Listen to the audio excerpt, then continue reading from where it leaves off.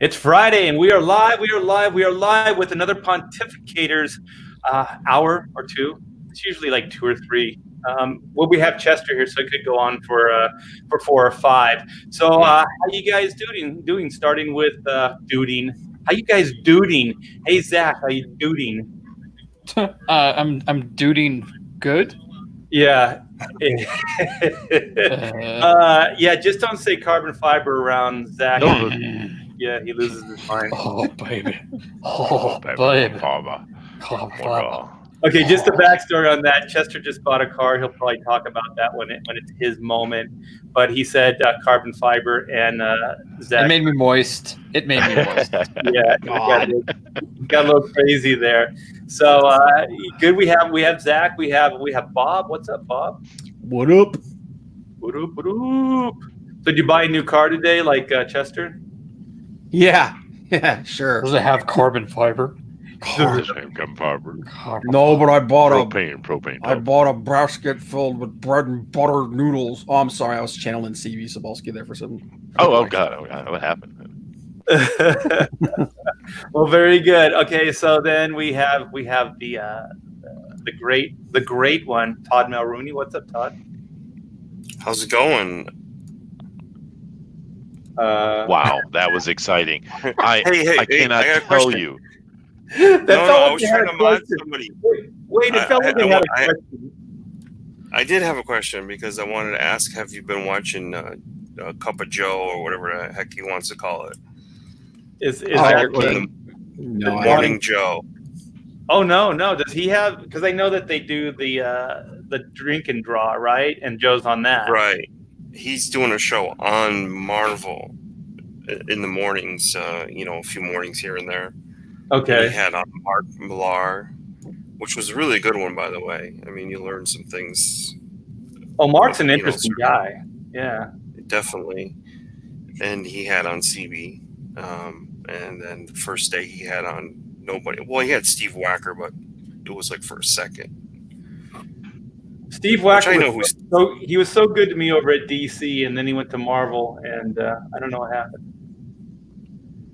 Steve's still a good guy, though. I'm sure if you said, "Hey, I'd like to come back, help me out," he'd help you out and talk to the right people and at least get something going. Actually, he did. I shouldn't say anything bad. But go ahead. So Cup of Joe Quesada. Yeah, you haven't seen it then, obviously. No, it's painful. Yeah. I was gonna say, give us the dirty highlights. Yeah, it's a person who has never obviously ever done any kind of live streaming before and is well aware of it, and he's trying to be extra cringy. So, okay. So you're doing this on purpose, Todd? No. Obviously he's not an expert at it, but he's not trying. It's better than a cooking show, right? We give him that. That is fair. That is He's doing tutorials, right? One of his tutorials is really good about how he composed that Spider-Man sitting up in a chair reading comic books thing. Oh, I saw that, yeah. Really good. So, there's that. You know what I mean? I'd rather watch tutorials all day. That's just me. That's fair. The problem with Quesada is he's built so much bad will within the community that it's kind of hard for him to get a fair break, to be fair. Yeah, I would say I watched all of the first one. I tried to get through all of the second one. I just could not bring myself to do it. I think I maybe got 3/4 of the way through.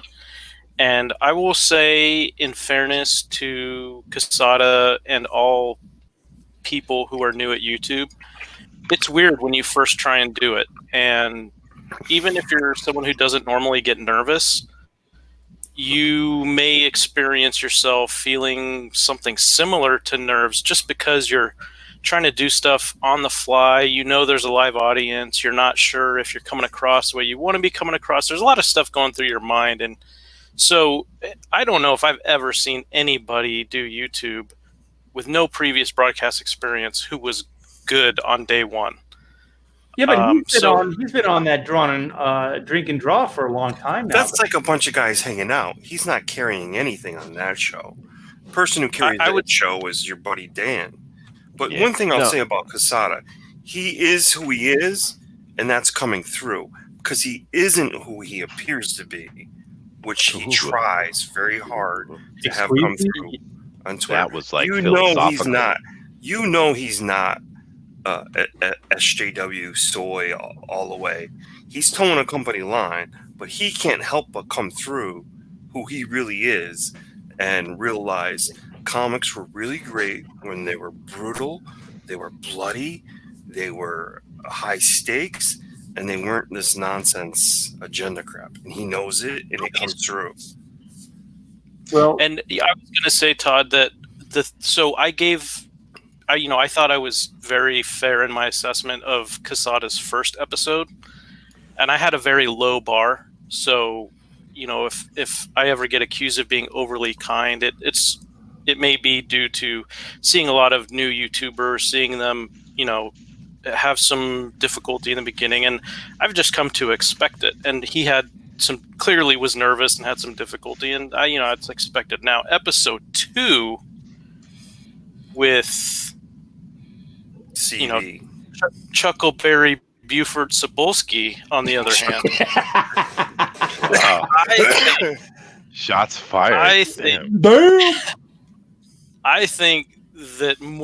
think he felt a little more comfortable, and I saw a little more of the Joe Q that many of us have come to know and despise over the years.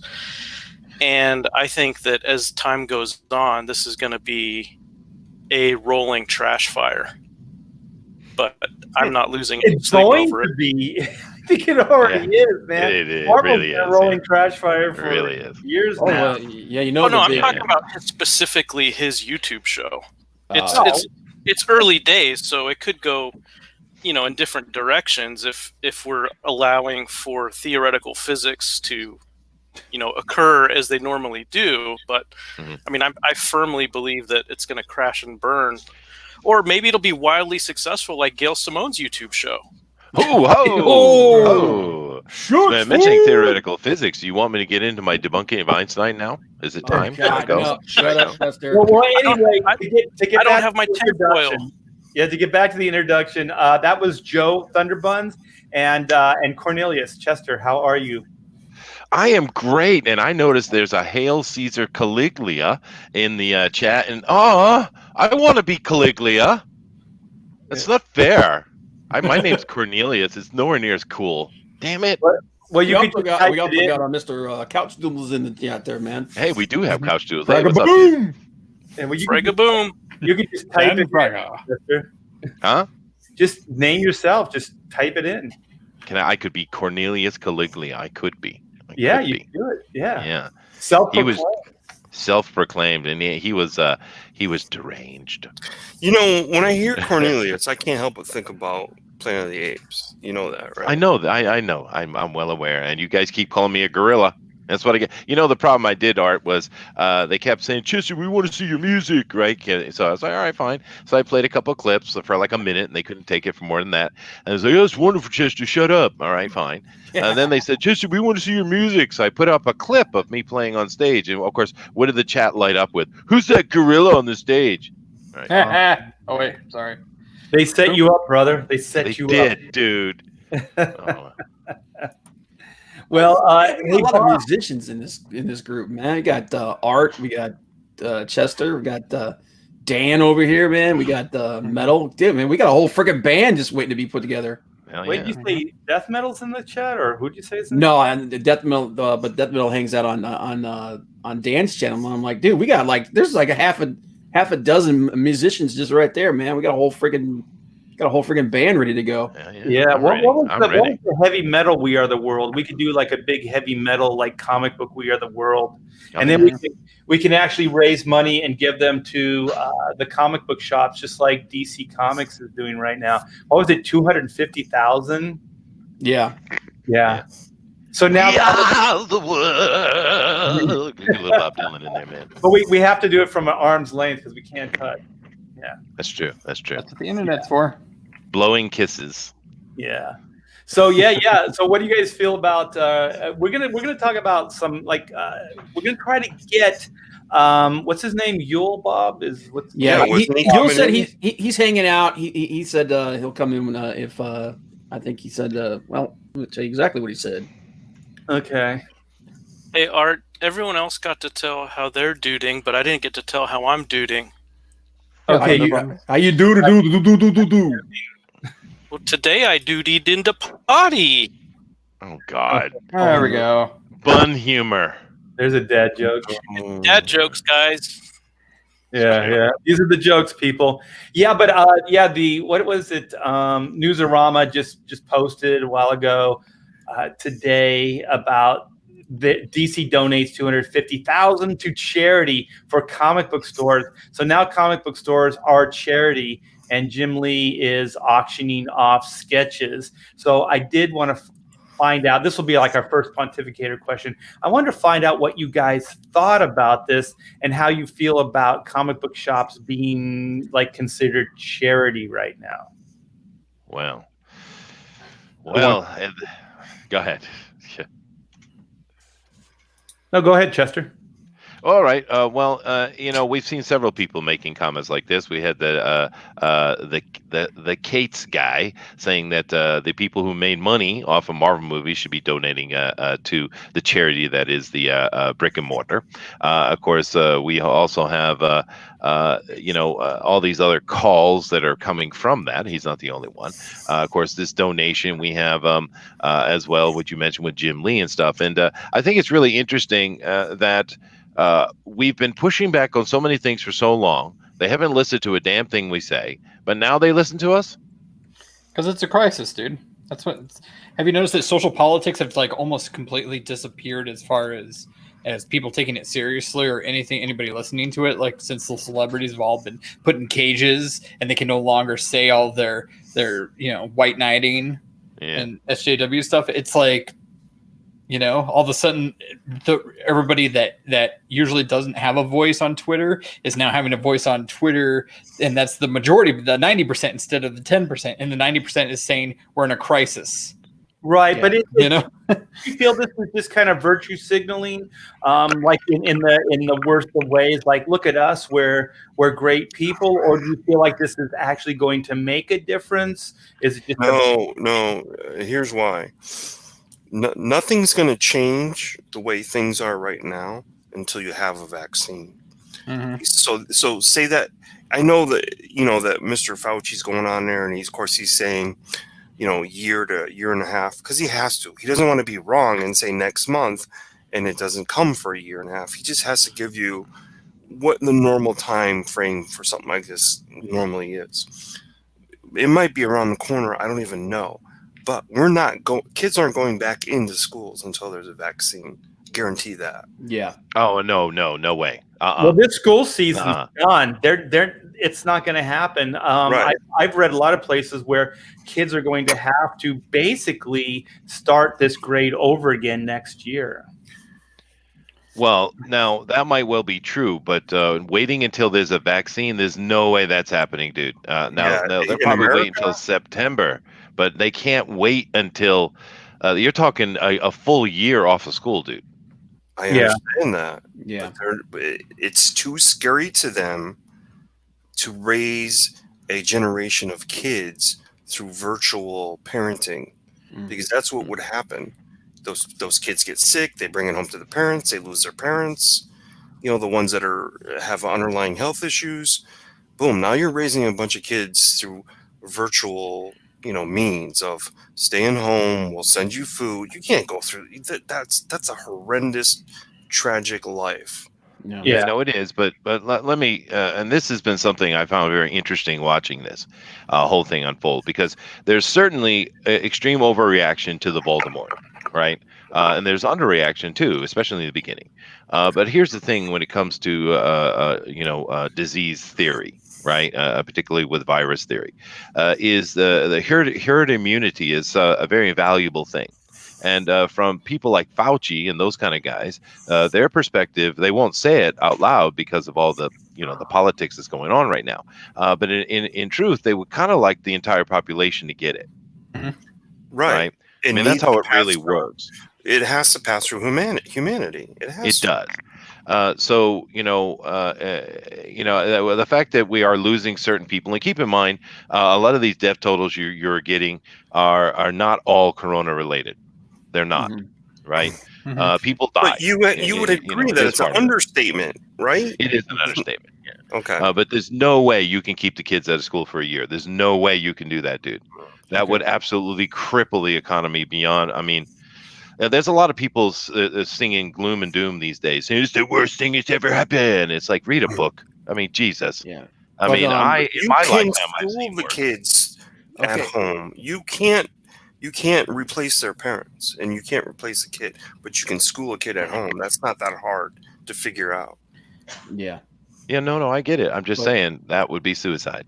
As far as whether or not what DC is doing and what Jim's doing, I still think it kind of goes back to what we said before. I think it's like putting a Band-Aid on a geyser. Yeah. Yeah. Well, personally, I was thinking about Jim Lee's gesture about, he's going to do these sketches and then auction them off, and he can get quite a bit, and this is for charity. So that's good. But it just feels, I said it on a stream, I think yesterday, and I was a little passionate about it.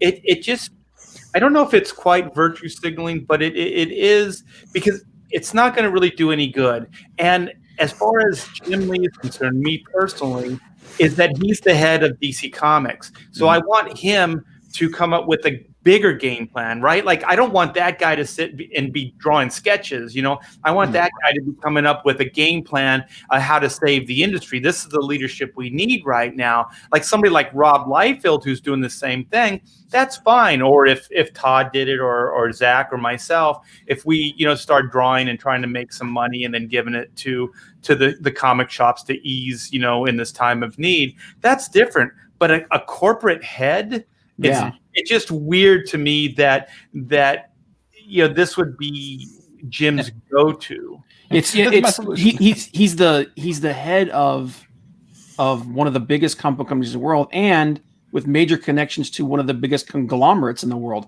And you're doing sketches. It's tone deaf. Yeah, a little bit. You know what I could do? When I get my new car today, I could put on a red Speedo and do half-naked shots. And I could sell we're going to end up owing money. You guys want to hear what I've been hearing from the insiders? Go ahead. Wait, Todd, is this going to be related to what we're talking about, or is this going to be something different? No, this is related to what we're talking about. Okay. Absolutely. Here's what I'm hearing, that your monthly comics that you're used to, that we would call floppies, are going to be digital. Higher end, better quality artists are going to be doing European style comics. It's something I've been asking for a very long time. So you're going to get 60 pages, hardcover. The physical comics will be things you want. The crap that really doesn't sell and sell enough to keep any one of these titles afloat is now going to be digital, and digital forever. So basically, there won't be any more Squirrel Girl printed. There won't be any more Miss Captain Marvel printed. That stuff will not be physical copies ever again. So Marvel is going to become a boutique. So basically, they're gonna start the stuff that they do sell. They do print is going to be what CG's doing. Yeah, exactly. That's what I was thinking. Right. Premium format books. Right. Wow. Yep. 60-page plus hardcover bookshelf type book. You're going to get the cream of the crop physical stuff, and you're not going to get the garbage physical stuff anymore. Oh, God. Someone gave Fraga a wrench. No. I did. So that's what I'm hearing, that, Now he can advertise his book. See, I kind of thought that they were going to eventually go to something like that anyway. I thought eventually they would go to where I thought it would be more along the line of they would farm their IPs out, kind of like doing like an IDW thing, and they would only keep make like a small handful of books in house, and those would be premium. Those would be premium books, and then they would just farm the other stuff out. Yeah, I wouldn't rule that out. If a digital book is a hit and it does well in sales, digital sales, then it will get a collected physical copy.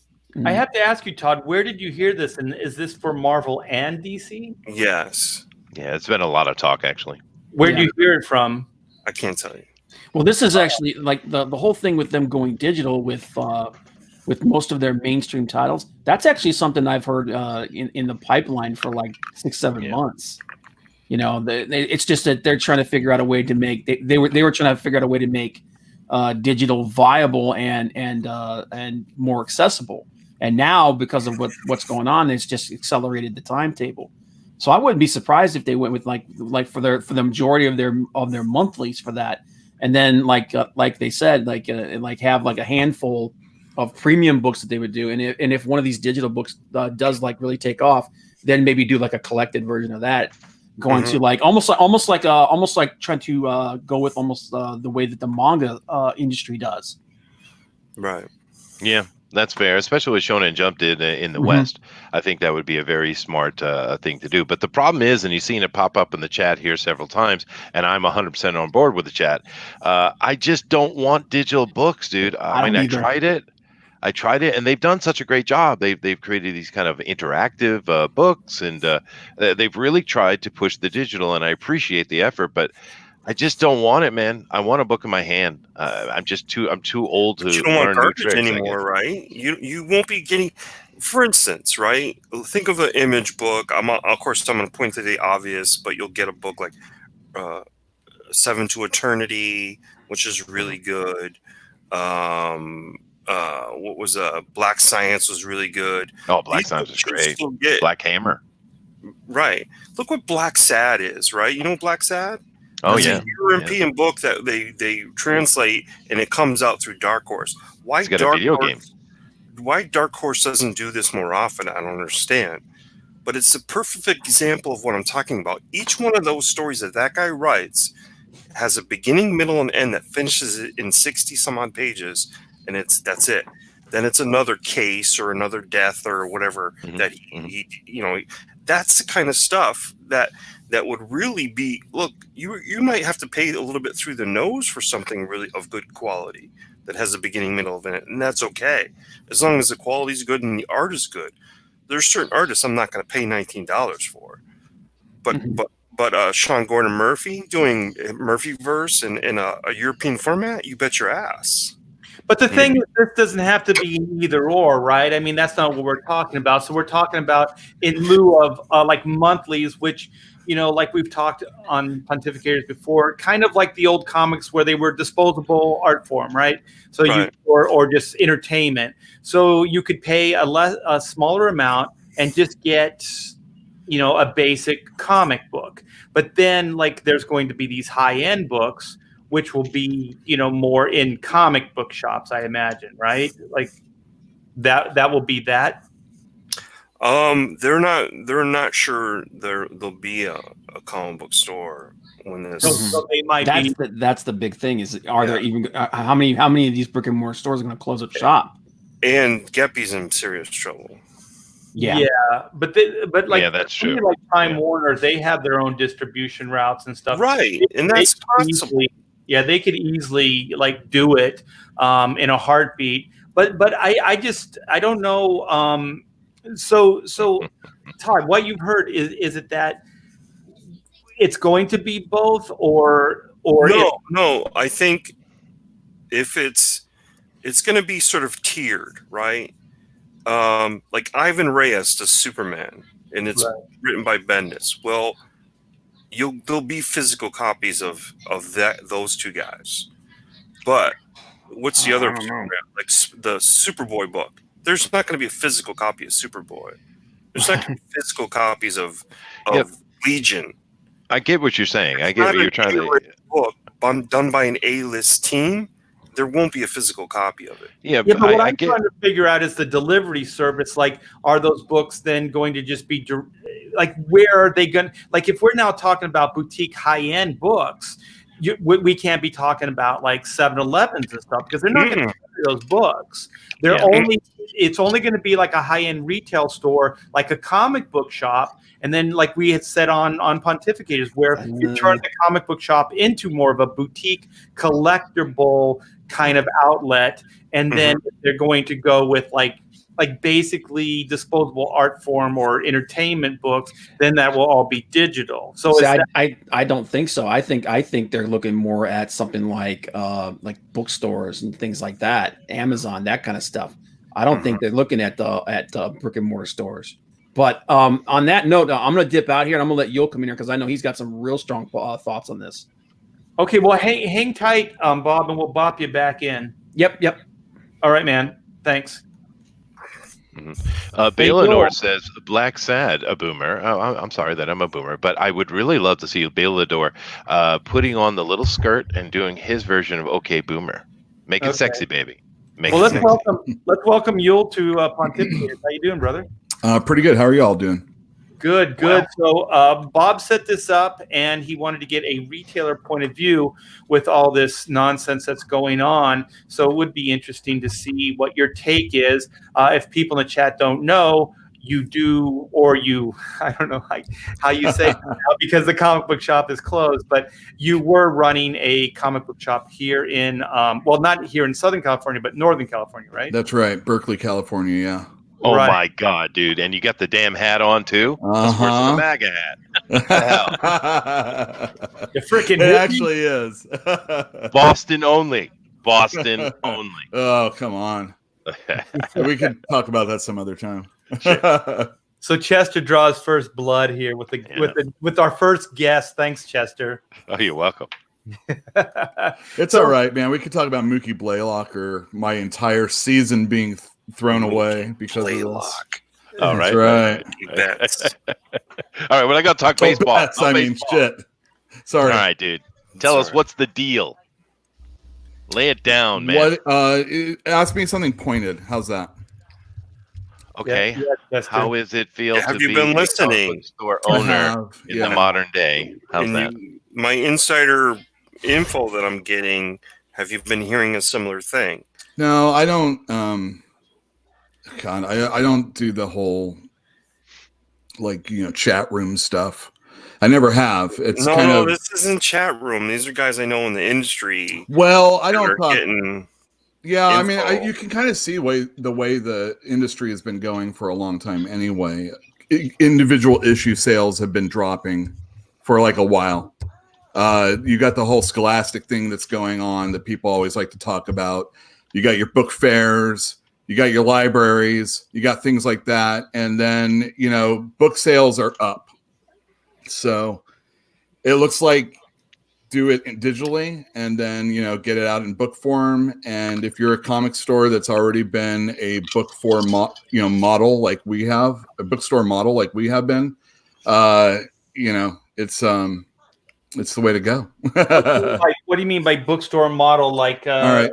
Okay, so I worked for a store called Comic Relief way back in the day, and they were pretty instrumental in bringing books to the comic book store. So you get your trade paperbacks. In the old days, it would be like the Spider-Man story, the drug stories, the no comics code authority ones, and they would be like a $3.95 book. Dark Knight Returns was collected, and that doesn't happen all the time back in the 80s. And that wasn't very expensive. And, you got your Death of the Family and Watchmen and things like that. And that was it. But eventually you started getting, Cerebus started getting all his volumes together, Dave Sim. And that started being the way bookstores were going, especially when you start factoring manga. So if you were a store that was already established to be that way, I think we're seeing that come to fruition now. So you're not talking about like books and novels like Stephen King and all that, like all those. You're still talking about like a comic book related graphic. Yeah. So Fantastic Comics in Berkeley is specific, and we do new comics, and we have a large array of many different titles. Not just Marvel and DC and Image, but we also have probably like 70% of the store is book format. So, you have your all ages books, you have your manga, and then I have all independent and all mainstream books all slammed together alphabetically on bookshelves like you would be going to a Borders or a Barnes & Noble. So you're saying, basically what I'm saying is floppies have been dying. Yeah. They've been dying in a lot of the models already. and the industry is going away from putting floppies on shelves altogether. They're not important to have anymore. I know it seems silly to care so strongly about a 700th issue, but why do they always go back to it, even though they just renumbered it at 1 a month ago? You know, I was probably one of my most upsetting times when you saw something like that happen, because, you know, Marvel does this crap all the time. I mean, they've been doing that forever. And when DC actually did it with Wonder Woman, I was very upset. I'm like, come on, DC, you know, you still have Detective going, you still have Action. This is pre-New 52. We call it the old 52. And, you know, they decided, you know, we're going to celebrate Wonder Woman's 600th issue. And I'm like, you know, that's not earned. You know, you've stopped it, you started it. You can't have a 600th issue. And, you know, Marvel has their 1000th issue and Spider-Man 700th and 800th. And I just had 2 number ones 3 years in a row before that issue came out. And it's not important, but it is important. It shows that you care. It's the difference between, go ahead. Sorry. Like Todd McFarlane, I remember, you know, when Image would just kind of cancel books and then relaunch with a number one. And it's a real kind of, it's an easy marketing move, right? Because number ones always sell better. So to somebody who doesn't have any imagination or long-term like vision of where things should go, they keep doing that. And then you see Jim Lee leadership at DC, no shade, because I don't know for sure, but you see the same kind of business practices. But somebody like Todd McFarlane, which wore it as a badge of honor, like the higher the numbers, that means that equates success, because not everybody can get to that point. Not everybody can have those higher numbers. And so I think that sometimes that's overlooked for short-term gain, that a book has sustainability when you see 750 on it, you know what I mean? Or whatever it is. So I think that's a mistake too with this industry, to keep renumbering, you know, some of the books that really have long histories. You know, when Spawn was getting towards that 300th issue most recently, I think it was. Yeah. People started actually buying back issues of Spawn leading up to get to 300, because they have not been buying it for a while. And so anything from like 250 to 300, or, you know, 150 to 200, actually, those were actually increasing in price and desirability. And that helps comic stores out. But you know who it doesn't help out? Whoever was publishing it back in the time. Yeah. So, you know, that's where the trade paperbacks come into play. Yeah, you make my case, though. You know, that's kind of a smarter business. It's a long-term kind of business decision to have, and I always liked Todd for that. Like, just buckle down, just keep that book going every month, and then just build a legacy. Just build. But Art, what we don't have in generations, not necessarily obviously us, and then maybe past us, but the newer in the last 20 years, there's no collectability in those people, in those generations. So they don't see, they're seeing that, you know, us, me, you, Chester, we're gonna expire soon. Some, you know, we don't have a lot of, we don't fit their demographic, because collectability is not going to be there in 10 years, you know, so they're thinking, get ahead I'm of dying it. in 10 years. Everyone, right? Yeah, you are. That's already a dude. Your death. They're going to get ahead of it and get rid of the floppy. I'm guaranteeing you're not going to see a 22-page comic a year from now. Well, I'm just going to say, I think that might be true. Yeah, I told everybody so, and I didn't want it to happen. I said that digital seems way more viable, and I know a lot of people in the industry don't want to hear that, but there's no overhead. You know what I mean? There's no warehousing. There's none of that stuff. So once you get done drawing the book, writing, drawing, inking, coloring, and lettering the book, you don't have to go off to a printer. You don't have to do any of that stuff. You put it up on a server, and then you send it out. And I've also said, you know, you can actually have them all adapted to different languages because, the internet is a world market. So they can reach a world market, but the same problem is going to ring true that it has for the past. I still think the key with all of these things is advertising. They have to start advertising to the main consumer. Otherwise, they're doomed. Even digital is not going to save them. Not only are you correct there, but I'm also hearing that advertising will be part of the new model as far as digital goes. It has to be. May I ask you a question? You go for it. Okay. Now, everyone here has been talking about digital for a while, and I get that. The comic book industry has been trying to push it for a while. But if we don't go the route of trying to go back to the convenience stores, back to the pharmacies, back to Walmart and things like that, trying to draw new kids in and do what Todd is suggesting they're thinking about, which is making a boutique and $20, $30 graphic novels only. What does that do to you, dude? Oh my goodness gracious. I don't think I've never been a store that has been around when there were comic books in 7-Eleven and stuff like that. So I don't know. I remember buying them from liquor stores and 7-Eleven. That was fun. I think it's a good, at least Mad Magazine used to at least be in grocery stores, but it's not anymore. Yeah, but we know for a fact that having the comic books available everywhere where the kids can pick them up, as they get older, they they make it a hobby. They want to get into it. So they go looking for back issues. They go looking for deeper indie stuff maybe that they can't find at the local 7-Eleven. And that's what draws them to the comic book store. That's what created comic book stores anyway. Sure thing. And you know what? Nostalgia also helps. And, we're talking about people that might not care in the future, but those are also the people that do care. Oh, I remember getting it in book form. I want to get the original issue. Yeah. The only, again, we're going back to that whole numbering thing. It just, if you are so willing to throw it away and start it up again, it shows that there's a, God, is it even as good as toilet paper? Toilet paper is worth more to me right now. It would seem so. Yeah. So, but do you think this boutique idea of $20, $30 graphic novels of only the things people want to buy physically, is that a survivable concept for you? Yeah, I think so. I mean, ultimately, I don't know about $30, but I mean, Marvel. Holy cow, they're new Epic editions. And, you got to think, the thing about Epic is it's 2 years of comic books in color. And a lot of times there's stuff from the 80s, $3 books, stuff you get in your dollar bin because I have too many of them all right, I might be exaggerating a little bit there.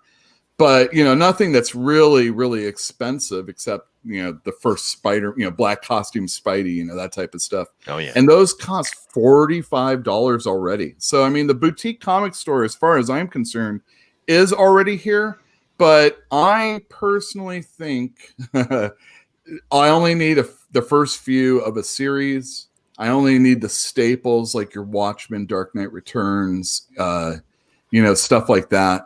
And I don't know how much new material is actually going to come by the comic store in the future if it's not something that's disposable like a comic book. That's the only thing.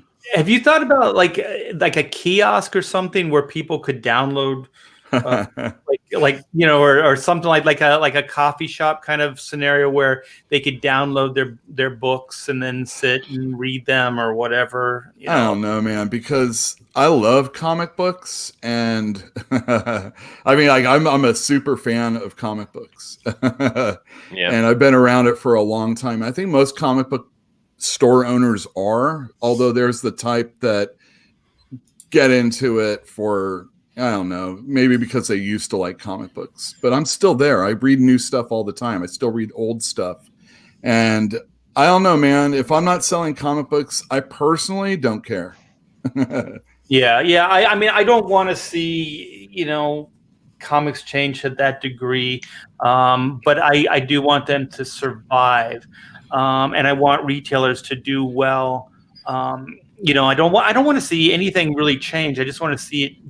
Well, not that I don't want to see it change. I just don't want to see it die. I want to see it build and get better. So being in the trenches and being in the retail, aspects of comic books, let's just go hypothetical. What would you like to see happen? How do you see solving the problem? All right. Diamond goes back to normal, and Marvel and DC start publishing, and everybody else follows suit.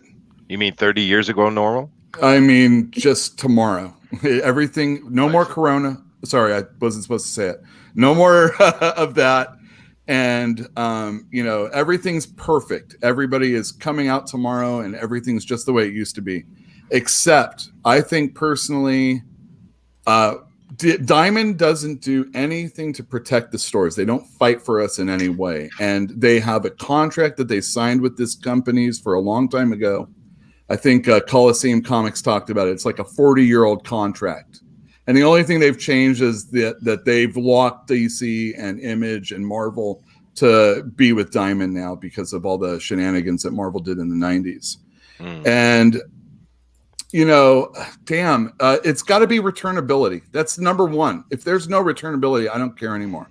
Look, Marvel and DC doesn't care about the comic book stores.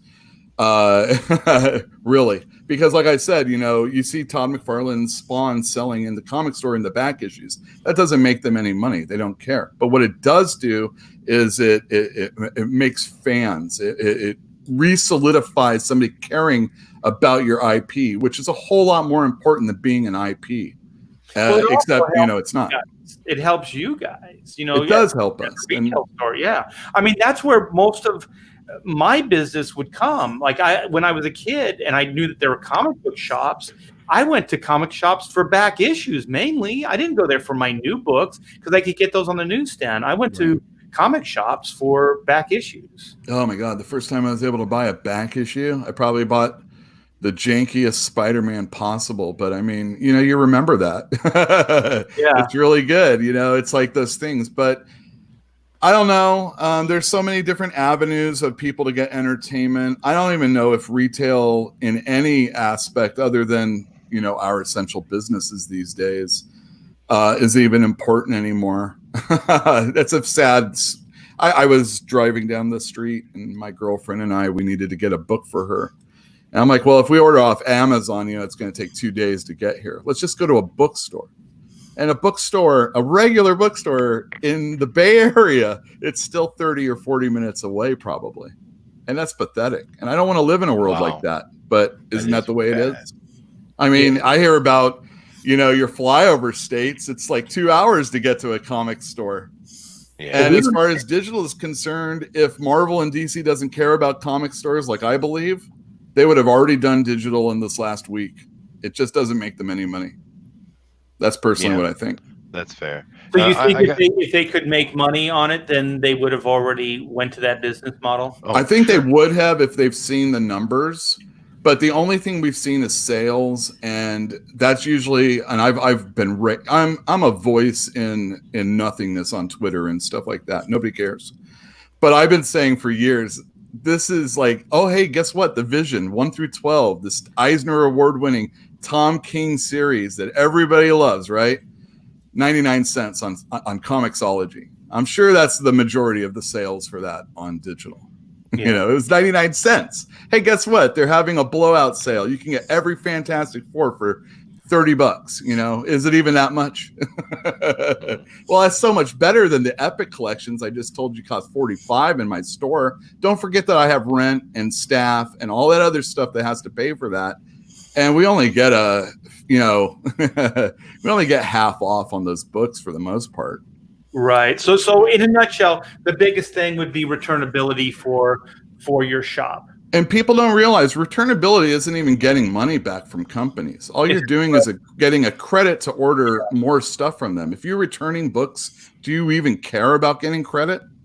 Well, the thing is, like, even when you buy it, they end up extending credit to most comic shops because we had 2 or 3 of them in the area. I do comic books, so I obviously hang out and talk to these people and get to know them as friends. And they all went out of business just because they got in over their head because Diamond kept extending credit. So it almost became like, okay, we can't make our payment this month. Well, we'll extend the credit. Then the next month, we still can't. It gets worse every month. It just compounds every month. So in 3 months, 4 months, you're in way over your head, and you're just a slave to Diamond. You know what I mean? Like, you're in debt to Diamond. Dude, And Net sounds like 15's the worst thing ever. sounds like Diamond's owned by an Italian. Sounds like no. it. Yeah. Well, But I think that's why they're not solvent right now too. Is because these comic book shops owe them money.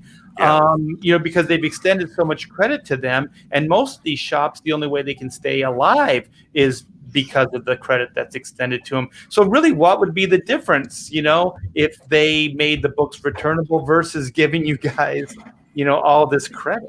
Well, I don't know, because I've heard of a lot of I love listening to shows like yours, people that know people in the industry, because that's the one thing I'm actually lacking of knowledge. I've read lots of comics in my lifetime, and I've heard things, I've read Comics Journal and all that other stuff going on in my life. But, hearing the real stories sometimes, unless you're involved in them, you might not hear them. And I don't know, man. It's just, there's so much junk that goes on in this industry. But well, here's why I think they're thinking what I said is true. What I've been told is true. If you don't have any other way to get your Captain Marvel but digital, then you're going to find out quickly whether Captain Marvel needs to be made or not. So that's why I think those lower tier books will only be digital, because they'll figure out what do we need to really make or not make. If people are really into reading these stories, because you can't tell me there's a Captain Marvel book collectible. There isn't. It's garbage. But if people want them to continue and they want these stories, then they'll move to the digital model, or they won't. Well, I mean, if there's no comics, right? Right. True. So if there's no physical copy of lower tier books, then you're going to force the hand of those people who need to read them. Well, my question then is to you, to people that know things, as far as page rates and all that other stuff, how little are people going to be paid to do a crummy digital comic that might not even get trade paperback treatment? Well, the thing is, they're going to have to make up in sales, and that's what they should be concentrating on anyway. Because if they can sell more, they can lower the price of these books, and that's one of my bigger issues too, and that's why they have to start trying to get these into a bigger arena so that they can sell more of these, and then they can bring the price of the individual books down. I just want to go back for a minute. You said that you wanted to go back to normal and you want Diamond to get back to business. So are you saying that you like doing business with Diamond? Is that?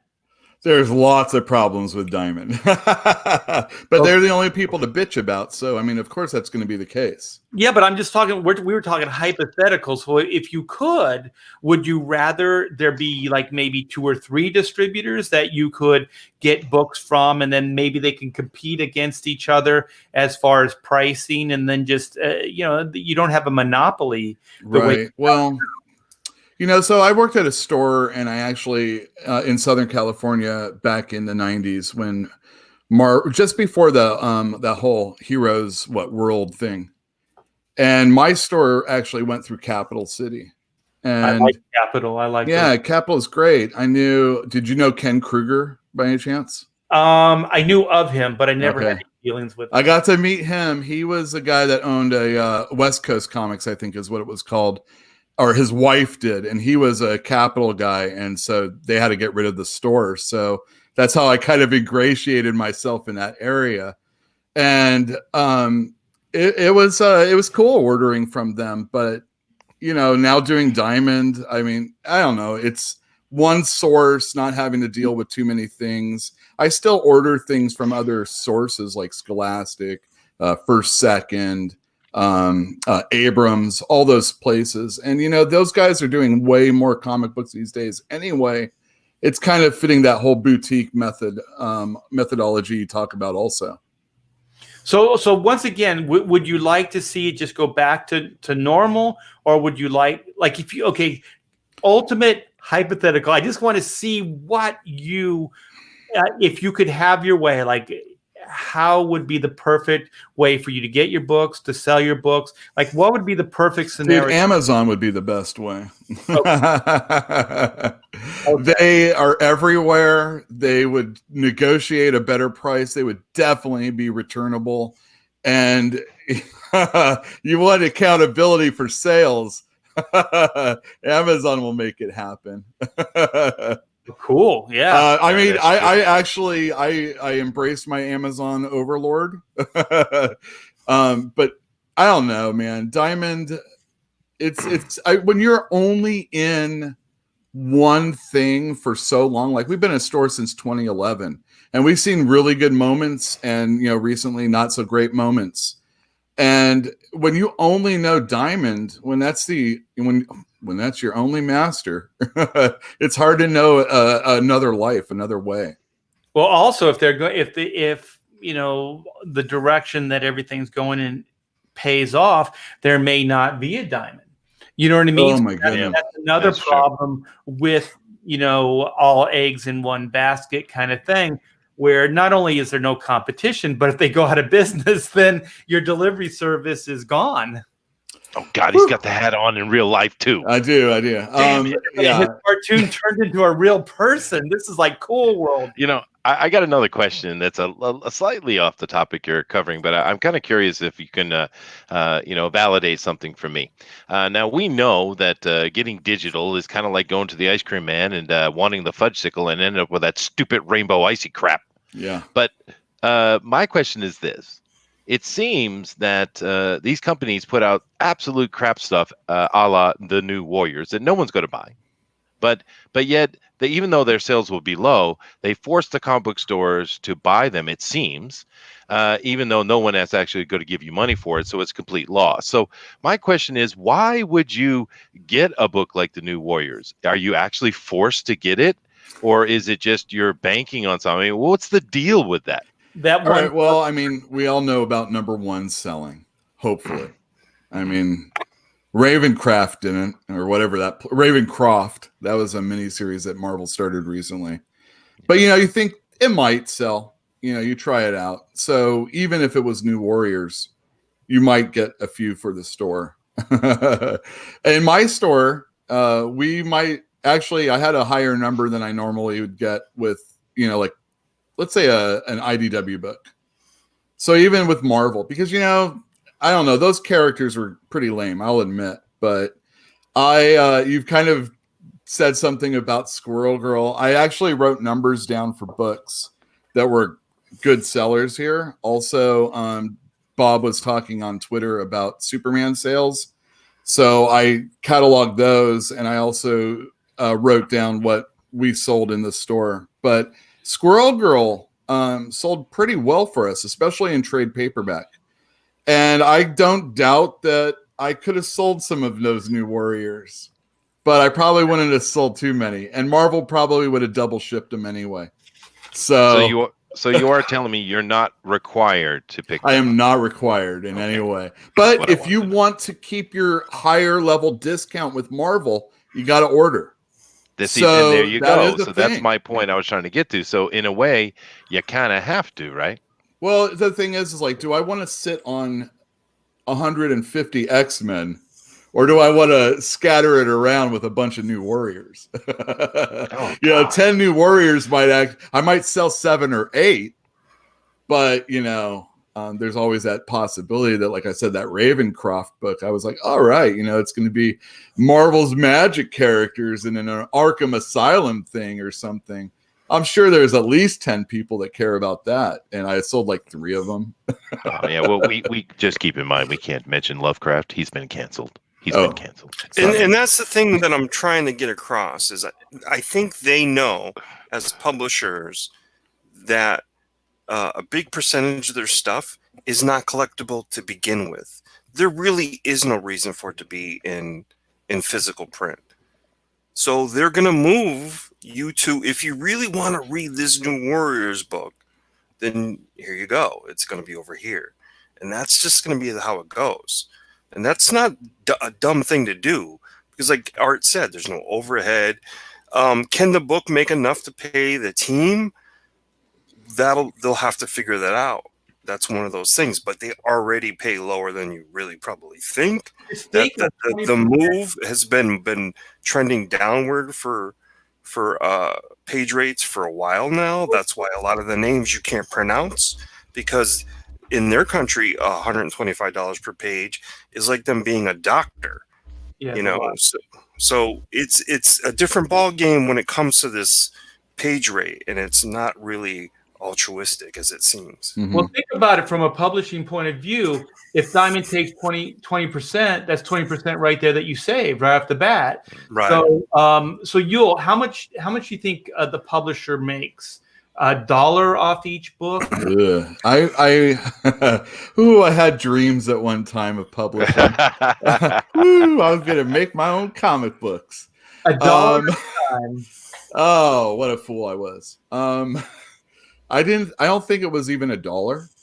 When I remember, all right, so Well, okay. I just wanted that quick question answered. Okay, so around $1, right, per cover. Yeah. So if they sold these digitally at $1, they're making exactly the same amount that they're making now. Mhm. So if they sell you 10 new warriors, per region or area of the United States or the world, then they could easily make their money back. do they have a chance to sell 100,000 copies though? What's that? Do they have a chance without the store, without the physical copy, to actually sell like 100,000 copies anymore? Well, that's going to be the bigger question. They're going to have to advertise because this is brand new product, and they're not going to be able to rely upon, word of mouth like, your store and other things, other retail outlets like that. Let me break it down to a different way also, because you got to understand what this is sort of it's a bit different than I'm saying. All right, you got two guys drawing Spider-Man right now, so you'd be more willing to spend $19 on Ryan Stegman's Spider-Man that is 60 pages on great paper on good cardstock cover than let what's his name Spider-Man, the guy from Invincible, let that be the one that's digital, because his art isn't top notch. But I'm not saying it's bad. That's not what I mean. But it doesn't take long to produce. It's not all kinds of detail. He's not an A-list artist, although he made an A-list name for himself. But his style wouldn't garner $19 for 60 pages. But I'll buy the Stegman one for $19 for 60 Right. Well, it's not an either or. Like I think that they would work in conjunction with each other. So in lieu of the floppies, like we were talking about, that the digitals would take the monthly floppies place, and then a high-end boutique book would then go into like Yule's shop or things like that. So also somebody like Yule, it doesn't have to take up all that space with like 1,000 books or whatever, Marvel and DC put out every month. I'm exaggerating, but hundreds of books. Then they have like a select few books that they're making, like, I don't know, half the profit, if it's a $20 book, making $10 off each, or however the breakdown is. Then for that space that they're allotting for the product, they're actually making potentially more money than they would off of the single floppies. Is that? So I got one thing to say. I have a lot of books in my store. I mean, we have a legitimately large bookstore full of graphic novels, from Black Mask all the way to Zenith, those Titan books that the Grant Morrison, Steve Yoll stuff, all the way down there. There's Sacco, and there's Geary, and I have a nonfiction section, and there are like 5, maybe 15 books that always sell all the time. And I mean, you guys can name them, I guarantee it. Yeah. And anything that's new that's coming out in book form, if you're planning on making money on that and there's no monthlies, because a comic store is a weekly business. That also will have to change if it's going to be, that digital first and then book form second. But I don't know. I mean, you're acing out so many people that are a little bit under my age. Let's say 42 and over. You're acing them all out. Oh yeah. Getting them to work a Netflix definitely in that is demographic. amazing. Come on, Chester, you don't buy crap either. You No, don't I don't. buy unless it's worth putting on your shelf, That's right? That's I right. don't. No more. I'll buy Prestige. I'll buy the black labeled stuff. I'll buy European books, but I don't ever bring a floppy in my house anymore. It's just not, it's just not my. You'll bring up a good point about the weekly books coming out, bring people in the shop every week. But then I think the bigger challenge would be to try to attract new people to the shop. Like how do you run your business, Yule? I mean, how do you advertise? How do you get new people into your shop? Or do you? You're best being mail order these days. Oh, Everything's mail order. I suggest board games. Board games. Yeah, that might be a thing. But that's the thing. I wanted to sell comic books. Yeah. I remember going in and saving $17 and almost all loose change just so I could get that X-Men 119 because there's no trade collecting them at that time, but they were available, and it's not that way anymore. This series. I love this Zdarsky Daredevil. Everybody loves that. Yeah. And one of the issues is hard to get because of the obvious, the 5th issue, nobody gets a lot of them. But don't worry, there's going to be a trade. And now I'm saying, hey, after you get that trade, don't worry about the next 6 issues because a week later there's going to be another trade. Well, that company is also devaluing those comics. I remember DC used to have such a good program for their trades. It would be hardcover first, like 6 months after the last issue, and then 6 months after that, a soft cover. And, maybe. And if you didn't get that hardcover, it was going to be a year before that trade came out. So you have all that time to, as a store, gouge customers for those books. Now, I'm just joking about gouging, but, that's kind of like the cat and mouse thing. Hey, Ed McGuinness is hot. Jeff Loeb's hot. Superman, Batman. We love that kind of stuff. And it makes you excited to, look in Wizard and see that your comic is $7. I only paid $4 for it. That type of stuff. Southern California just had an earthquake. Hopefully no one's dead. That's what I heard, but I didn't. Not having to run around in the wild looking for food and running into the didn't even Voldemort. realize his mic was shaking. Yeah. Me and Pixel felt it, but I was just about to tell the chat that around here, if the furniture's not moving, we don't really notice it that much. Yeah. So our walls shook, and that was about it. You guys are amateurs, dude. I get an earthquake every other day.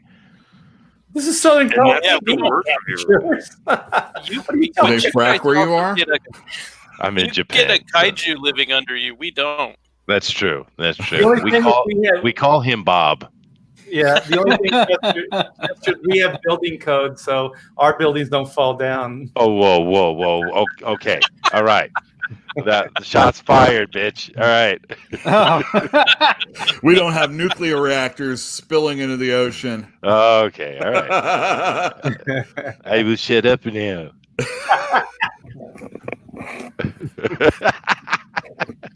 Yeah, but I mean, these are not easy answers because even when I put an Indiegogo campaign together, the thing is, you always have to, if I do this tier or I add an add-on later or another tier down the line, do they conflict with each other? Do they compete with each other? Do they undercut each other? Like there's all these business decisions that you have to make, even with, setting up an Indiegogo.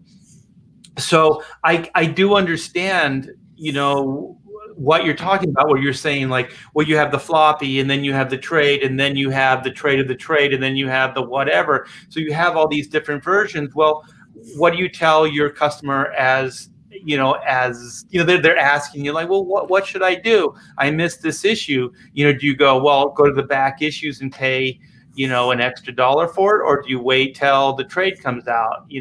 And one of the other things I do remember, when this thing starts shifting over, is when I was working on Ultimate Spider-Man, Ultimate X-Men for Marvel. And so even Bendis and Millar, they were writing these stories to be packaged as a trade. So even the structure of these stories weren't written as a monthly, like floppy anymore. They were written as this camera thing was a mistake because I couldn't focus, man. That's probably the reason why I ultimately hate Brian Michael Bendis. Because he really brought that to the forefront of comics. Like, hey, here's the 6 issue story where 3 of them don't matter. Exactly. Well, I'm really shocked. Another person who hates Bendis. Oh, really? Oh, look, I've done my time is. with him also. Yeah. Like, there were, like, if you want to read good Brian Michael Bendis, read Sam and Twitch. Those are excellent. Even though the answer to everything is the internet. But that was okay back then. But yeah, that was good. Him. Torso was pretty good. That kind of stuff. But when he went to mainstream and he had his 12 panel pages of people talking and stuff like that, it's just ridiculous. And not only that, it changed the industry so much that everybody writes this way now. And if you have a bi-month, and that's another thing. See, that's the thing. Diamond has to fight for the comic customer or the comic stores. They have to demand returnability, and they have to demand some accountability by the comic store or publishers. You can't have this bi-monthly comic crap anymore. Tell me that something is not important. Not only are you going to have a trade for it the week after it comes out, you're going to bump those out bi-weekly, weekly, that type of stuff. I mean, Frank Miller had to earn a monthly Daredevil comic book. Think about that. And when we're talking about issue arcs that I love Daredevil. I love when Bendis was on Daredevil. I challenge you to tell me an entire issue worth of a comic book from that storyline, like I can The Boy Who Collected Spider-Man, or when Elektra dies. I remember Bullseye escaping the prison. That was awesome. Oh, yeah. And you just remember you look back and you're like, oh my God, I'm catapulted back in time. You don't get catapulted back in time with those trade stories anymore. Right. Well, it's like we've talked about on Pontificators as one of the big problems is just one and dones versus these ongoing storylines that just seem to never go anywhere. And the problem with those long form stories is you, as a writer, you don't have to expend ideas, right? So if you do one and dones, you have to come up with 12 a year, brand new ideas to go in each one of these books. But if you do a long form like Bendis or whatever, then you can have one idea and you can play that out for 3, 4, 6 books, right? And that's what they started doing. And God, what was it? Secret Wars? Or there was one Bendis.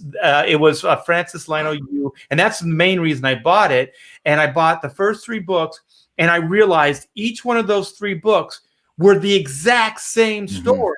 Like it didn't even move it forward at all. Like it literally did not move the story forward. So this is a guy that is just collecting a paycheck. This is the equivalent of like a day job. We've all worked those day jobs where there's these guys, I call them professional eat the clock guys, right? They just know how to make themselves look busy in front of the boss and do absolutely nothing, right? And collect a paycheck. And that's kind of what Bendis started doing. And even when Mark Bagley and I were doing Ultimate Spider-Man monthly, we would scratch our head like Bagley doesn't really do great like interactions between characters and stuff like. He does bombastic action. Why the hell aren't you giving him this guy like his anatomy, his action, his composition, freaking brilliant? Why aren't you writing to that guy's strengths? Oh, and not only that, but the way he lays out a page, Bendis. How many people here have had to reread a Bendis book? because they couldn't like follow the track to where it was going. Yeah, It's so horrible. It goes nowhere. Or it takes a really, really long time to go somewhere. And like I know Chris Claremont used to get a lot of flack for like coming up with plot lines that didn't pay off down the line. But at least he kind of gave you one and dones, and then there would be these plot lines that would continue and that he would bring back as stories progressed, or like little breadcrumbs of things that he could pick up or the reader could pick up down the line. And I think that's a lot more fun to read. And if you're more of a casual reader, you get more satisfaction out of it. Sure. I can kind of sum up the problem with Bendis. It's really not that very difficult. He's a dick. So Chester, what are you really trying to say?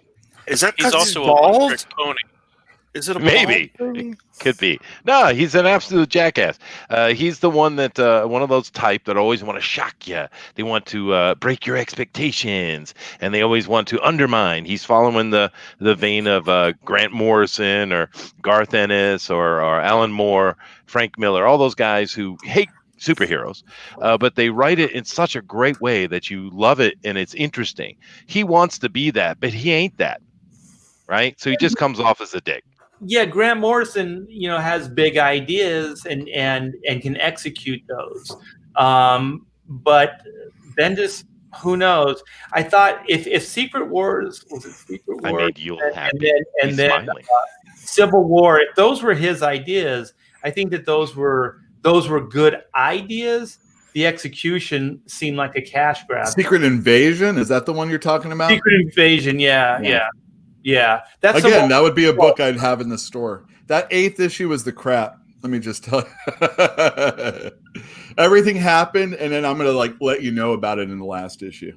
Right. Yeah, because he was just treading water throughout. He was just collecting a paycheck throughout the sea. And like I said, I bought 3, and it was mostly because of Francis Yu's work.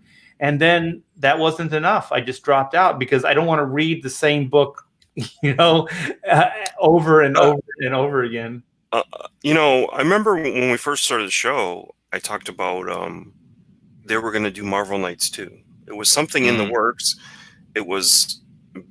It had some books and some creators involved, and Garth Ennis's Punisher Soviet was supposed to be the kickoff book that started Marvel Knights 2, and they squashed that on Joe, and it really depressed Joe because he was hoping to show them that, because we talk about the SGW and all that stuff, he was hoping to show them that superhero books really need to be superheroes fighting supervillains for super stakes, and not the crap that we're peddling. And they didn't let him. Somebody didn't let them do it.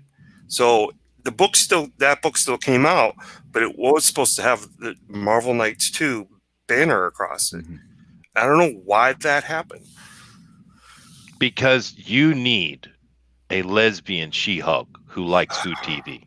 Because she likes Thor. It's time. She likes Thor.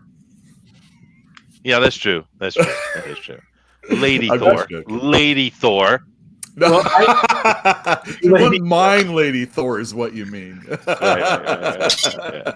Well, actually, I'm going to let you guys get one last question in for Yule, and then I'm going to bring Bob back in if Yule doesn't mind. So, Zach, do you have anything for Yule? Yeah, I was actually going to ask because I used to go to a lot of local comics bookstores back in Albuquerque because it was literally bars and comic book stores was what it was we had, and they would have what did you think about the policies of independent comic book creators coming and promoting their work at your store, because a lot of the shops didn't do that in where I lived, right? So what was your stance on yay or nay, and why? Well, I always carry independent comic books. So if a person, even coming from out of town because of APE or something like that, which is the Alternative Press Expo, which used to be in San Francisco, blah, blah, blah. Anyway, they would come into all the comic stores when they had wares to sell because they didn't want to take it home. So what we do is we always buy up front half of cover price. So if it's an $8 book, we pay them $4. So that's customary, and I'm going to still do that all the time, always when we reopen. And we also order independent comics from a guy that peddles them to us, if you will. Nice. And as far as signings and stuff like that, like having them come in store, that's a little bit more of a pain in the ass, depending on the comic store. If you're really into crowds or wanting to, do that type of thing, I would be down. But sometimes I'm old and I'm kind of grumpy, so I'll buy your book. Yeah, you must hate Free Comic Book Day. But let me back up for a minute in case anybody else is new to the chat. Dilla Draw wants to know, who is Yule? Well, Yule is a retailer in Northern California, and he is definitely on lockdown quarantine at this moment in time. So we are kind of getting a inside perspective. He was nice enough to come on the show and give us an inside perspective on running a comic book shop and a lot of the things that are happening right now. So hopefully that catches you up, Dillard. And Chester, do you have anything for Yule so we can get Bob back in here? Oh, yeah. Well, the first thing I'd say is thank you very much for coming on and talk to us, Yule. That's awesome, man. Nice conversation, good information. I think we kind of covered all the questions I had. I would just say that, stay safe over there in crazy land. And, I hope your store does really well, and hopefully things will get back to normal, and all will be good, brother. Thanks, man. That hat. Oh, yeah, get rid of the damn hat. The other one's far away. Man, it's LA. It's the Dodgers. I'm No, yeah, dude. even if I did blow that Boston, whole Mookie Betts Red thing, Sox. but, Dodgers are the new Yankees, and it Yeah, I ain't know. working for them either. They No. buy whoever they want. It's there was a time, man, when they let go of Piazza, I was so pissed. I'm like, I will follow any team he goes to as long as it's not the Giants. And, okay. Well, I it was really like wearing a you mouth saw how for a fast while. he got fat right after leaving there, and his numbers went whoop. Well, he was older. Yeah, he was older. So That's wait, okay. why is your home team not one that you cheer for? Oh, I'm from Southern California. But you live in Northern California now. Now I do, yeah. Oh, okay. Yeah, Well, life takes you places, The Right. good thing for you, Yule, is New York will always be the number one hated team. LA is the second. So you have that. Well, maybe not in basketball. That's a little different sometimes. I love that. Okay. But I also live in this area, so like the Warriors are loved here, but I know that they're hated elsewhere. Oh, the Warriors again. By the way, baseball will be back. It'll be back this summer. Really? They will. Oh yeah. Oh, because America needs baseball. Yeah. And they think, and that is really taking them by the heart to go, America needs us. No, we need So football. they're gonna have 300. We need football more. Whether there's a people crowd in the, or no audience. crowd, they're Nah, gonna it's not. Yeah. Oh, you mean like they'll play the games and they'll just air it? There won't be crowds. Yeah. Oh, God, Art, they've been doing that in Japan. It's so weird to watch a sumo tournament with no one in the crowd. It's so weird. All right, I'm down. Man, this is Chester, did you have a match recently, by the way? Did I? Well, thank you very much, Todd. But no, I haven't. I put down my muashi many years ago. Thank you. Yeah. That's diaper in English, right? Wait. Yes, You it is. That's sumo, Cornelius? No, dude, he's an asshole. Don't listen to him. Oh, I mean, Hawaii is a place where people sumo. So, hey. Yeah, sure. Well, I'm not in Hawaii, thank God. Oh, I mean, you're in Japan. I'm in the land of the Hawaii. Do rabbit. you eat don't let 'em recite square it. watermelon? Anything like that? I do. I love me some square watermelon. Yeah, awesome. Yeah. Square watermelon? Yeah, how Yeah, expensive read is about that? it on The Smart man. Simpsons. They How grow it expensive is in the way that it can come to you in a box. It's efficient, So zero they just loss. throw it in a mold, they just have it. Yeah. But isn't it very expensive? Like it's super expensive? Oh, if you want a cantaloupe, it's only $30. I mean, come on. Whoa! Wow. You guys don't have any room to grow anything, right? Everything's all True. condemned. Yeah. And actually, I've seen $100 cantaloupes. Just to let you know.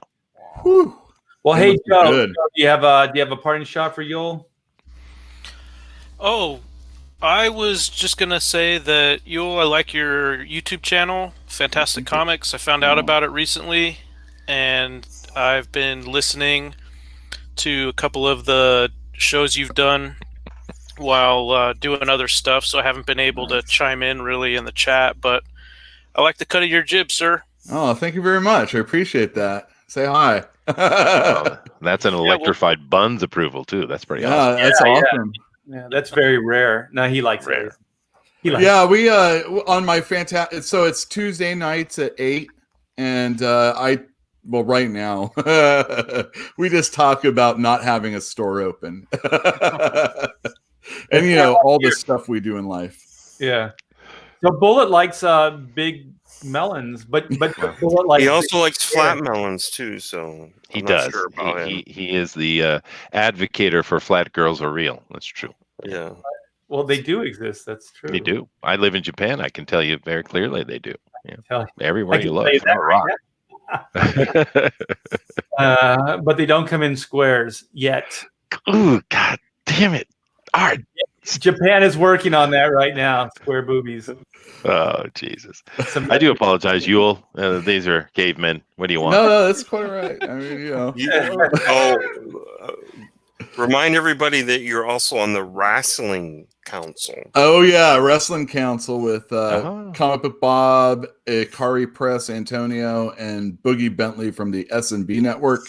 It's always either on Ikari Press or S&B Network because Bob and I don't have big enough channels.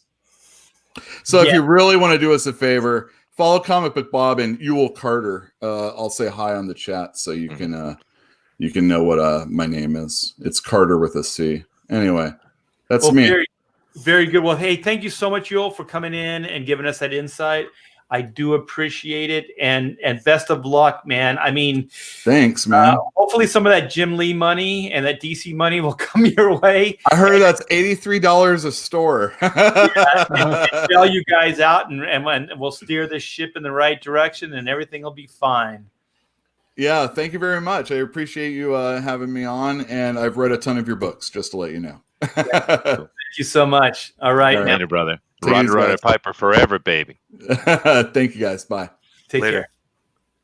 All right, let's see. Where's Bob? There he is. Boom, baby. Boom, Bob. That took you long enough. Well, you know what? He's a good guest, man. He's a good guest. He was a good guest. I like talking to him. He's an interesting guy, man. Yeah. I wanted to get more of like his game plan, like his future game plan, though. So he started heating up there towards the end, like make the books returnable. Like he started getting a little passionate there. So I think the next point. Yeah, I think that's a really good point. Are you suggesting a Return of Yule episode? Ooh, there you go. And he's down for it, man. I could give you a complete historical breakdown of where Yule comes from and exactly what it means. Oh my God. Boom, dick in the water. Boom, dick in the water. Now, shut up, Tucker. All right, fine. Are you talking about the Christmas Yule log? I haven't talked about Yule in general and its historical significance. All right, I don't think we're in favor of that. I was trying to make a joke. We'll let you do it on the Christmas episode. How about that? I tried to educate people.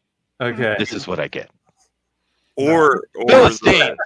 the drunken episode. Maybe we'll do it then. Ooh, that doesn't sound like a bad we idea should at do all. a drunken episode. We need to. I'm down for that. I got a I'm bottle of 100% whiskey down. around here somewhere.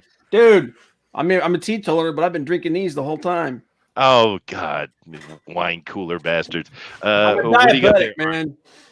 Oh, that's okay. Fair enough. What do you got there, Art? Vodka, Kettle One. Yeah. Kettle One. I got a bottle of Buffalo Trace whiskey upstairs. So. Oh, nice. I like me a single malt. That's what I'll go for. Oh, Glenfiddich usually over here. Rock good. Glenfiddich, very good. Glenfiddich's it's awesome. gotta Man. be aged 80 And years. Bagarin. No, 20. I'll do 20. 20 years fine. I had some 50 not too long ago, dude. That was pretty nice. Yeah. All right, so now what are we talking about? We're talking about whiskey. Young No, lad. this is comics. We don't talk about whiskey. I think the young lad wants to change direction, so I'm going to let you drive the ship now. Oh, what? Go for it, man. You open your mouth. Do it. Send us down. All send right, us down that's the line. what were we going to talk about? Artists that helped shape how the comics we have now, or significant artists. Is that what we were going to do, or are we going to talk about? Yeah, we could do that if everybody's in agreement. So We this could, or you wanna skip over the insanity? Oh no, do that. we do need to talk about that. Okay, yeah, Yeah. we'll go for that. Yeah, Chester, you Yes. brought it up. Your turn. Somebody figure out where we're going. I know where we're going. Now go ahead and show my screen there. All right, go ahead. Bring it don't up. let the young lad steer the ship. Nope, crash us. No. Is this it here? Yeah, here we go. Now, here on the left, we have a man who is a comic shop owner, Atomic Basement, actually. His name is Mike Wellman, and he is a true social justice warrior. He's a hero to us all. He's going to save the world from the evil that is Ethan Van Sciver. He is going to make sure that next time he sees Ethan, he's going to beat him down, and he is going to blow Ethan Sciver's effing face off your skull. Okay, so he's a wordsmith. That's nice. How's he gonna blow it, like with air? Like he's going to use air or a gun? What is no, he threatened to kill EVS. Now, where does this come from? This is coming out of the fact that we had Hama come out with a statement in support of his fellow comic book pros, which is all well and good.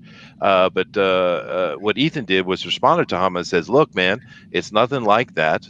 We just don't want politics in our comics. And not only do you thinking that we don't like what you do, it's not true. We love your G.I. Joe. We love you. You're actually kind of a big we love you and over here a hero to Comicsgate, right?"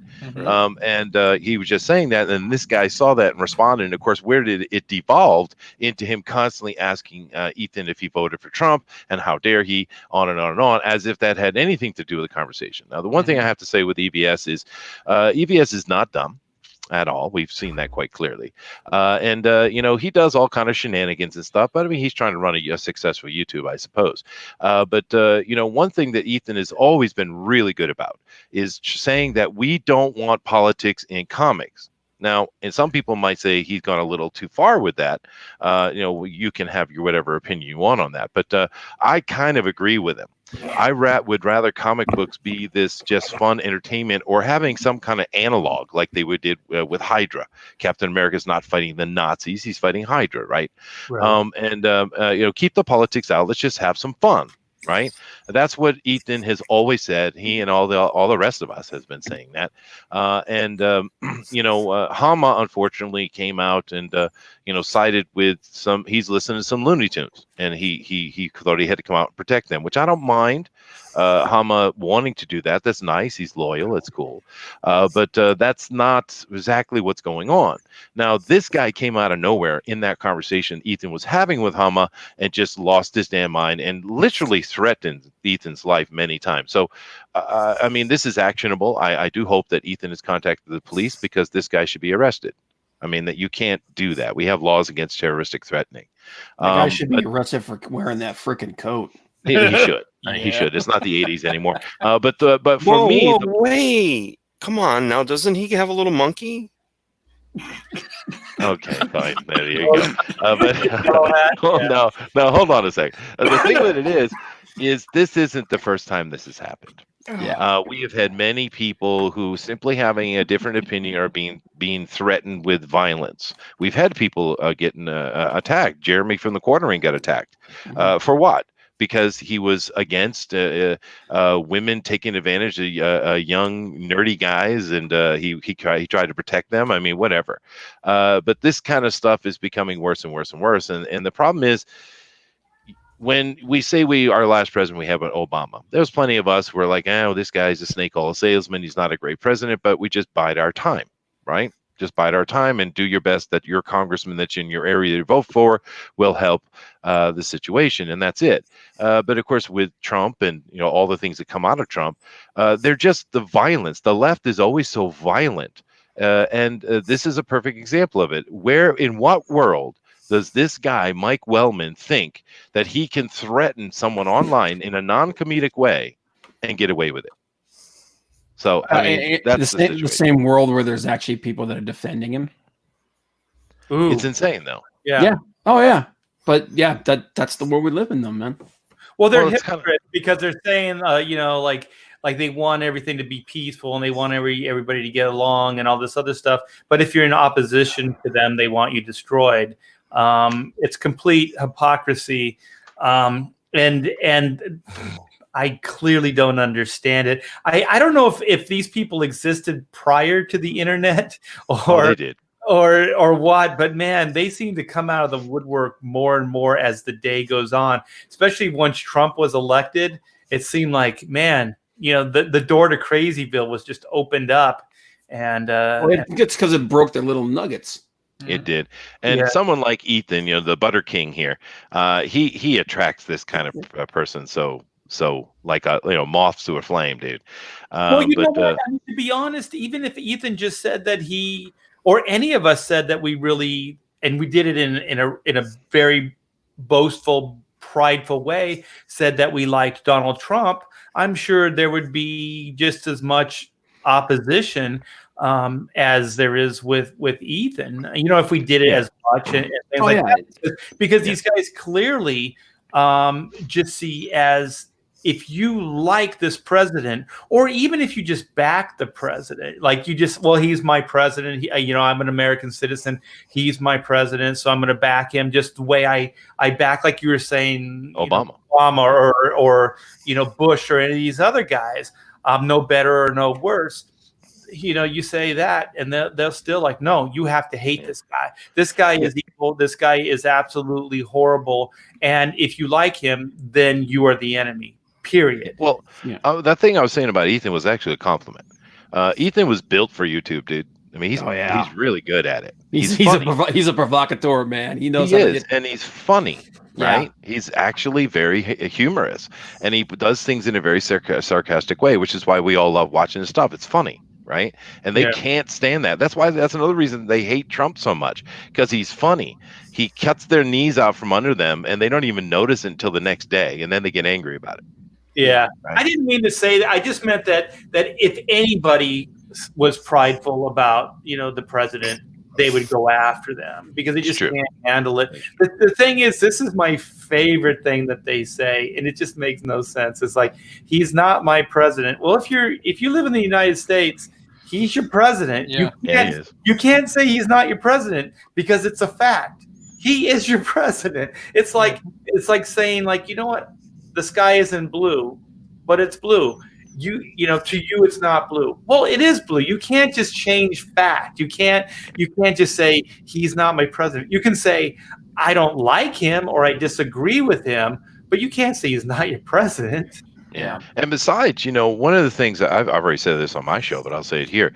When he was elected, I was like, all right, the only thing I want out of him is a constitutionalist Supreme Court judge. That's all I wanted. That's it.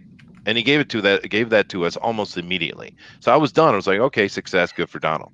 But in the 3.5 years he's been in, he's done a damn good job, dude. Mm-hmm. He's done a lot better than I ever thought he would. Really, he does. He's gone above and beyond. He's broken my expectations in that way. I think the big problem with that people have with him is that he's not like every other politician that's come before. He's just completely unapologetic. Yeah, he's not a politician. He's not a politician. Yeah, he's not a politician. Yeah, complete businessman. I mean, it's great. But I mean, don't get me wrong. I think he's batshit crazy, but it's hilarious to watch. He's hilarious. Pence wasn't there. Watching these people just melt down is hilarious. It's hilarious.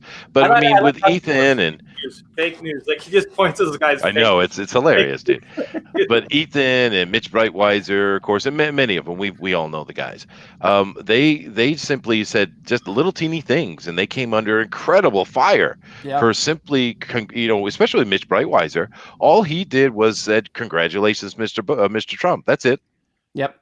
And he just got absolutely hammered. That's authoritarianism for you, man. It's not about equal rights. It's about power and it's about control. I did this thing on Twitter.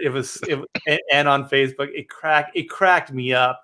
I wrote, my favorite part about Donald Trump being elected as president is watching all the snowflakes melt.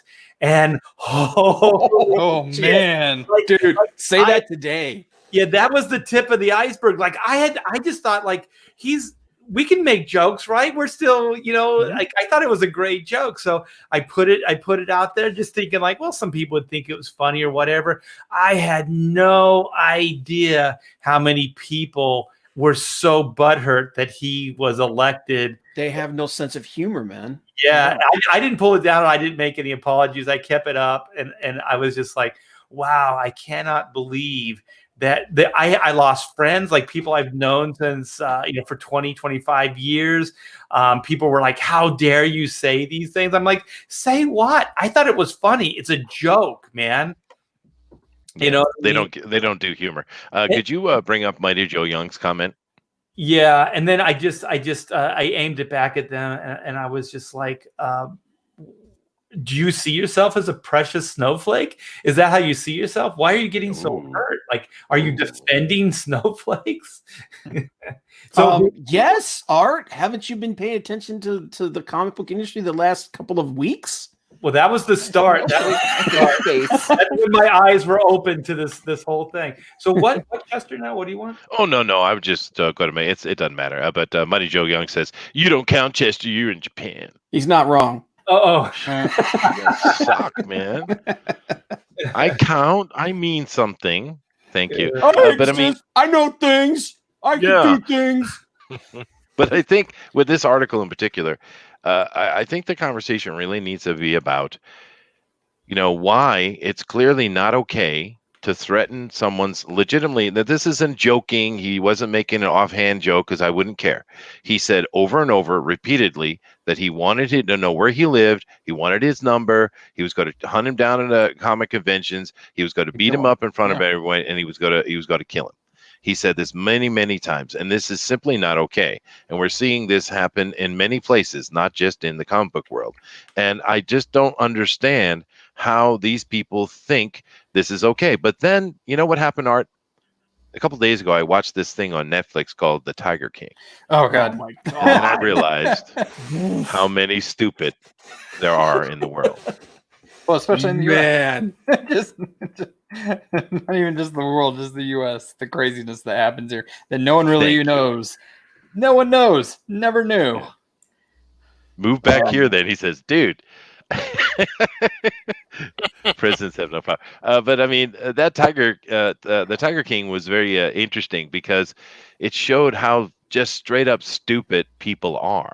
I mean, I kind of feel bad a little bit for that Joe Exotic fella because he's just a lost puppy idiot who loves tigers, but he's an absolute moron. The Right? thing that cracked me up is that he's like, tigers shouldn't be in cages, and like, but you got tigers in cages, and Oh, you talk about the Carol Baskins? yeah, it's like Carol Baskins. the crazy chick that's even investigating for murder. Mm-hmm. Yeah, I know. But I mean, it helps me understand because if you have that kind of mentality in the obscure world of exotic animals, then it's not shocking to me that I'm seeing a comic book store owner threaten a YouTube comic artist. I mean, it's insanity. We keep seeing so much insanity since Trump has been elected. Now, and of course, Art's point was very clear. This has been around a long time. It's just Trump brought it out more than any other president before him, I think. But these people need to get a grip, and I guess it's just the SNS. It's the social media stuff. They think that they're untouchable. I guess they think that they can't. I don't know. I don't know what it is. But you can't say stuff like this. And this guy should be arrested. Clearly. That's the thing about. We were talking about this the other day. I think it was me and you talking about how surprised so many sociopaths are when they go to court and they get convicted, and they're like, "What? Why does this happen?" You mean I'm going to jail? They're so narcissistic. They don't realize that. And just like there was a case recently about a woman that she just got her appeal overturned. She murdered her boyfriend, stabbed him 41 times. Oh wow! And she literally was on. She was like doing her makeup. They did like a documentary of her, and she's like, "Yeah, no jury's going to convict me."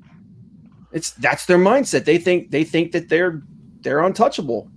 Well, with the Yeah, social justice warriors, they have one mantra, and it's like, the right side of history. So they've convinced themselves, and that's an act of arrogance too. They've convinced themselves that before history even fully judges them, that they are correct in the here and now. And how can you even make this claim? It doesn't even make any sense.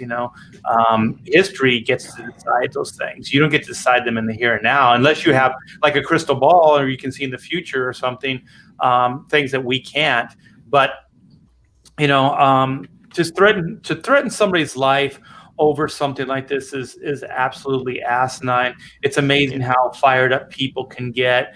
I've never been wired like that, because there's always some place I want to be. There's always something I want to do or I need to do. You know what I mean? I don't have time to even think this way.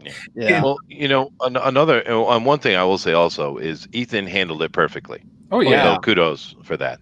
Yeah. But no, I think another issue that comes in, these people, they threaten violence and stuff, but they don't know actual battle. They don't know war. No. And they don't really understand what they're getting into. They're just armchair tough guys. And I don't mean that to sound like, I'm being tough myself. That's not the point. The point being that, a lot of people get themselves in trouble. I've seen my entire life, working in clubs and the things I've done. They they're all puffed up, especially with a shot of alcohol in them, and they think that they're going to take on the world, and they get dropped instantly. Right? It's not good for you. I'm as a public service, I'm trying to help you and tell you, you're not all that. Really back it up, and try to have a little bit of humility and a little bit of fear of death in a way, because I've seen this in my whole life, dude. So many people pumped up thinking they're the most amazing thing, and I don't know where they're getting it from. They didn't train. They have no experience. They're certainly not in any kind of shape to do something like that, but they think they're going to take out the whole world and they're going to be the tough guy. And we see quite a bit of that, and it's it's sad for me, man, because I actually felt bad for him working when I was working, but you have to deal with him, and you're a professional. You got to do what you got to do. But it's a rampant plague, in my opinion, that I've seen in the past few years of these kinds of people. I mean, it's not just this guy. Think of these comic book pros working for a company, threatening people's life, saying horrible things to your customer, and yet Marvel and DC do nothing about it. This is a problem. They don't understand cause and effect. Like, people that say these things, they don't understand cause and effect. And I used to always just say, they've never been punched. They've never been in a real fight. Because this dude's never been punched in the face in his life. Yeah, because most guys understand, like, if they're going to say certain things, that they're going to have to back it up, because somebody's going to take them up on whatever it is. And the thing is, most people that get mouthy are people that don't know what it's like to get hit. Yeah. And that's what it's like to get hit. Don't say those things. And that's the thing too, man. And you're seeing a lot of, and what I'm about to say, you're seeing a lot of this being made realized with this situation we're living through right now. Sorry, I gotta read this. Dylan Drive. Yeah, I saw that. Yeah. Oh man, we're all invincible. But this shot at Chester, or if it's a shot at me, dude. It's definitely but this pandemic that's going on right now, man, it's proving that a lot of us were soft. We've lived in this country where we have so few issues. And like I've said this before, and I'll say it again. There's even right now with this pandemic going on, it's never been a better time to be alive. Damn. And what happened is these people have, it's made people soft. And this dude, like you said, this guy's never been punched in his face in his life, and they don't understand that there are consequences to actions. Well, check this out. Okay, this has happened to me once personally, and once that I heard of. So personally, I've never been in a fight for my own, like to defend myself. Not that I'm altruistic or anything, but it's always been on behalf of somebody else, right? So a girl and I are walking down the street. This guy comes by and starts like harassing him, and I'm like, you need to shut up. You need to stop that. And so he doesn't. So He thinks he's badass. He gets off because he was on a bike. I'm just walking. He comes over and he starts getting in my face and pushing me and stuff like that. And so I just beat his ass. And so then I said, "Are you cool? Is everything cool now?" Because you get him in a compromising position, right? And then you say, "Is everything cool now?" And then he's like, "Sure." As soon as I let him up, he's like, "You fucking pussy." Like he starts yelling at me, right? And so he darts off to his bike. I tear off again and I start pummeling him again. Because sometimes you just got to humble these guys. And I said, uncle, say uncle. And so he does. So I think it's cool. And then he waits till he gets on his bike and then starts it up again, right? So this is like a guy that's already been humbled that clearly isn't even understanding the parameters. And then a friend of mine that worked at the studio here, his dad he's a cop, and he was telling me this story where this guy, it was a murder in a bar, and so he was investigating it. And what happened is this guy, just the same scenario, was starting crap with a batter ass dude, and so that guy steps up, like, "You got to be cool, you got to be cool." He keeps pushing it. That guy pummels him, humbles him, and then lets him go. And that guy gets up and says, "Is that all you got? Is that all you got?" And so then that guy picks up a chair, whacks him over the head, and he wasn't trying to kill him, but he killed the guy. Whoa! So, just because the guy was like, he couldn't let it happens. go. He still had to say that. He had to have that last word in, right? Even though he was physically humbled by this guy, he still had to say the last word. And, there's a lot of paperwork, by the way. There's some people with a mentality that, regardless of of the fact that they know that they've lost, they have to say something to like recollect some element of their manhood. Yeah, but they don't. Again, it's not understanding. Still not connecting in there. The wiring's still not. The circuit hasn't been connected where they realize that there's consequences. Right, that's what happens. To what you say when everyone gets a trophy, dude. Yep, exactly. That's that. It's that mentality that everybody's special, and that there's a difference between the winner and loser mentality. Justin Carter says you should have took his bike. That's right. That's right. That's right. That's right. If it was worth taking, I probably would have. Nah, I wouldn't have done that. The funny thing is the situations where you got to pull some guy off a girl because they're drinking and she lipped off and he got mad or what have you. But you're kind of grabbing him up off of the girl, and then the girl turns around and starts attacking you. Yeah, it's like he was just throttling you. Your face is full of blood, and yet you're on me just because I've locked him up. I'm not even really putting him down. I'm just controlling him, and I get this. These girls just come right at you. It's like, what the hell? Leave him alone. Leave him alone. Don't hurt him. Don't kill him. I can fix him. You don't understand. Yeah. He's not like this. I can't tell you how many times that happens. Yeah. That is not cliche. It's reality, dude. There was this. Remember? Oh God, what was his name? That his wife cut off his schlong. This was years ago. Bobbitt.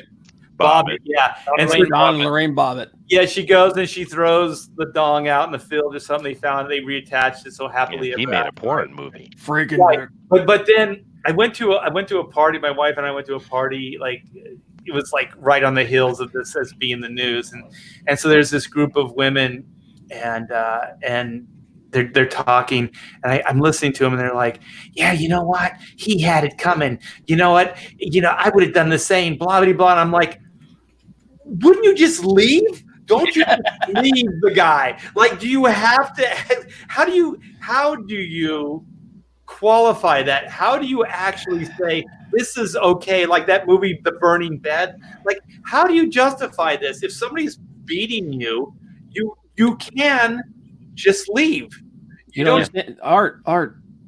She didn't cut it off because she hated him. She cut it off because I want to take it with her because the D was good. No, anybody else? The rest of it wasn't good. Thank you, Bob. That's a wonderful vision. But it reminds me of those hackling hags over on The View. They had Osborne there, Osborne's wife, up talking to them, and she was talking about this incident. and she just thought it was the most hilarious thing, and they were all sitting there laughing and cackling about how funny it was if a man got his thing cut off, how wonderful, and then they'll turn right around and talk about you making any kind of negative comment whatsoever is the most misogynistic thing that could ever happen ever.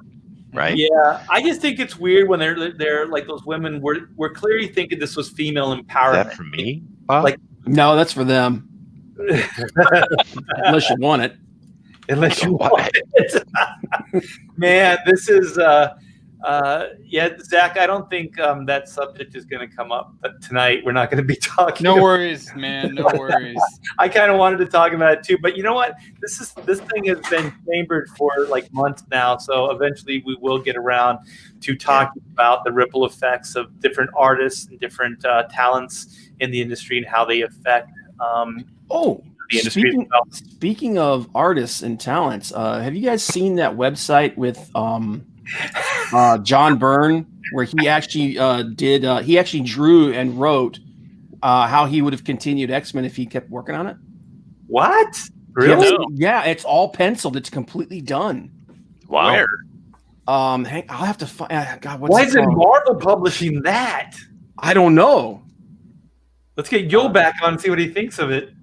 Yeah, go ahead. Keep on going. I'll see if I can find it, man. I'll have to go back through. I actually heard that they were publishing this. That's why he was doing this. I don't know, dude. He's got 9 volumes of this thing. Jesus. Yeah. No. Why would you not be publishing that? Yeah, and it's like, you know, it's classic Byrne stuff, man. Does he need inks? I'll actually. How much? Yeah, no, it's all penciled. It's not inked. So yeah. How much you want to bet that Quesada is the one that was sitting on that, Oh, bam. not letting it be published? Yeah. Well, what do you, Buns, and I'd like to hear what Art has to say. What do you think about Hama's reaction? I mean, he just obviously heard some people complaining about the damn Trump voters, I guess, and he came out, and I think he was just supporting what he thought were his friends under attack, or his fellow artist anyway. But Hama coming out and making that comment, I think Ethan responded perfectly to it, as I said before. But what do you guys think about Hama coming out and throwing shade where he clearly doesn't know what he's talking about? It's clear. Let's back up just in case somebody just came into the chat. So we're talking about the death threat, or what are we talking about? Yeah, well, yeah, that's what it started it.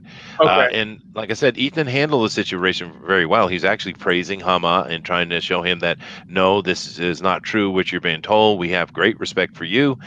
This is not a political thing. We just don't want politics in. But I'm not talking about what happened after that. I'm curious about what you think about Hama, particularly you, Art, because I mean, you probably know him. Yeah, I do know him, but I want to see what Joe has to say first. Well, I've been. I'm not sure if I've ever commented on Larry's. How should I put this? His public comments regarding Comicsgate. He's one of those guys that strikes me. I don't know him personally. I should put that out there first. Have never met the guy. He strikes me as one of those guys who has, because he's been in the industry for a very long time, he's got a circle of friends that he tends to socialize with. And for people in the chat who are unfamiliar with how the comic industry works, it's essentially a giant bubble unto its own. But then within that, you have smaller bubbles where people tend to run just with those people that are in their little group. And so with Larry, man, I've been reading about him since, I don't know, the early 90s maybe. And he just strikes me as one of those guys who runs with his crew and probably doesn't talk to very many people outside of his crew. And I happen to know that his crew all, unless there's some exception that I'm just not aware of, they tend to like the same things, say the same things, go to the same shows. And so my feeling about his comments are that really he's not very well informed, and what information he is getting, he's just in my opinion, taking it at face value and repeating whatever he hears. Yeah, I think that's a good assessment. And I mean, we're all entitled to our points of view. So, anybody that has a different point of view, it doesn't bug me. The only thing that bugs me is when, like, that guy threatens to kill somebody, or when people take action or try to get people fired, those type of things. I mean, different points of view. No, we're not all going to agree on everything. So, that's okay. We can say that he's ill-informed, and like you said, I thought Joe was saying, in a very nice way, that it's a circle of friends. You tend to just kind of mirror what the group says, and that could be the case. It could be the case, or he could actually feel this way. But as long as he doesn't take it any further, I guess it's okay. I mean, what do you think, Victor? Well, I mean, I agree with you guys. I think he just simply doesn't know what's going on. I think there is a bit of a problem, though, because, I mean, he's Larry Hama. I mean, he's done many things, but of course, we all love him from G.I. Joe, right? And he's a beloved character, I would think.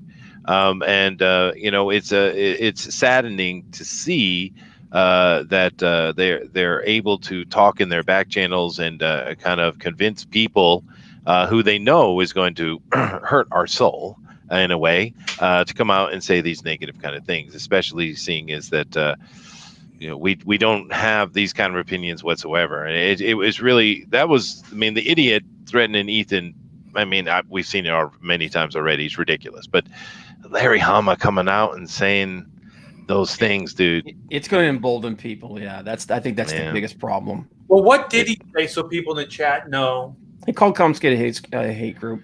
He basically, he said we're a bunch, basically kind of alluding to us being a bunch of ex-German political peoples. Yeah.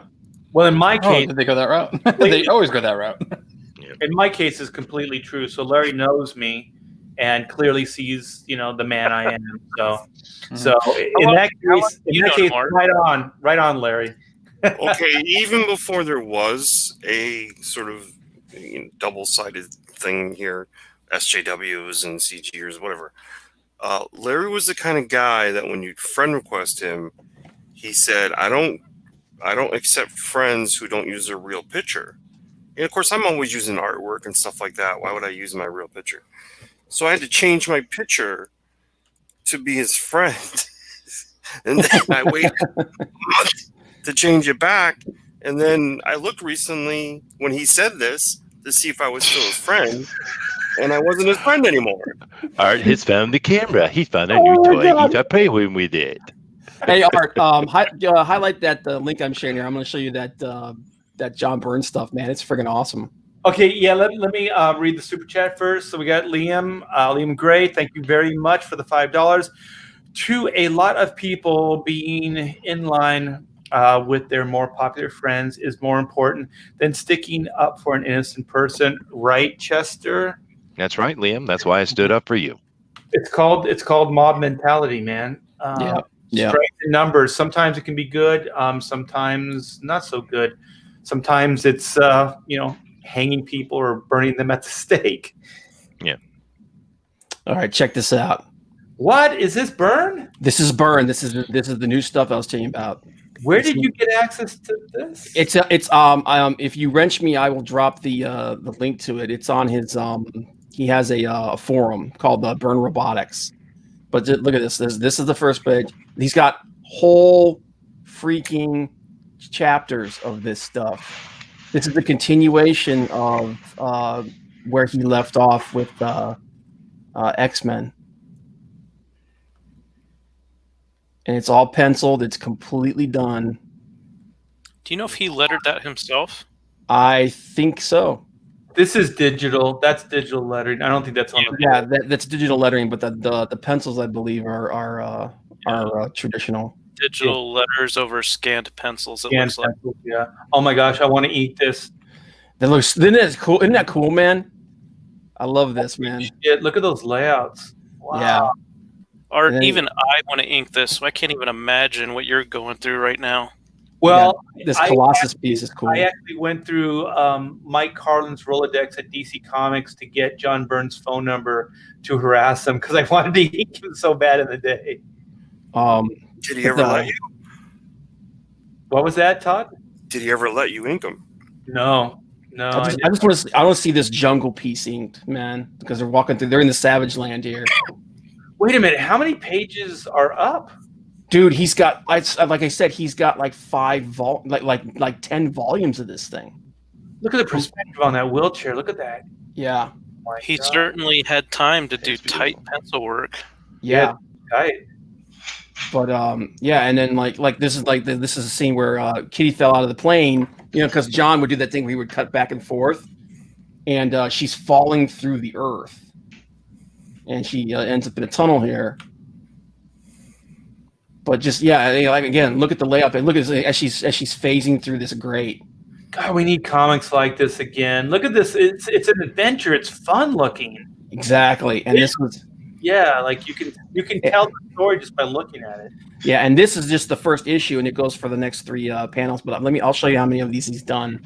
Hey Bob, can you drop the link into the private chat and then I'll put it into the? No, I wrenched him. He can do it. Oh, okay, Yeah, good. I'll do it. But look at it. All of this is issues of that he's done, including he did one of Alpha Flight to tie into it, and then he has. Nice. And then he opened up comments for it, and there's just pages upon pages upon pages of this stuff.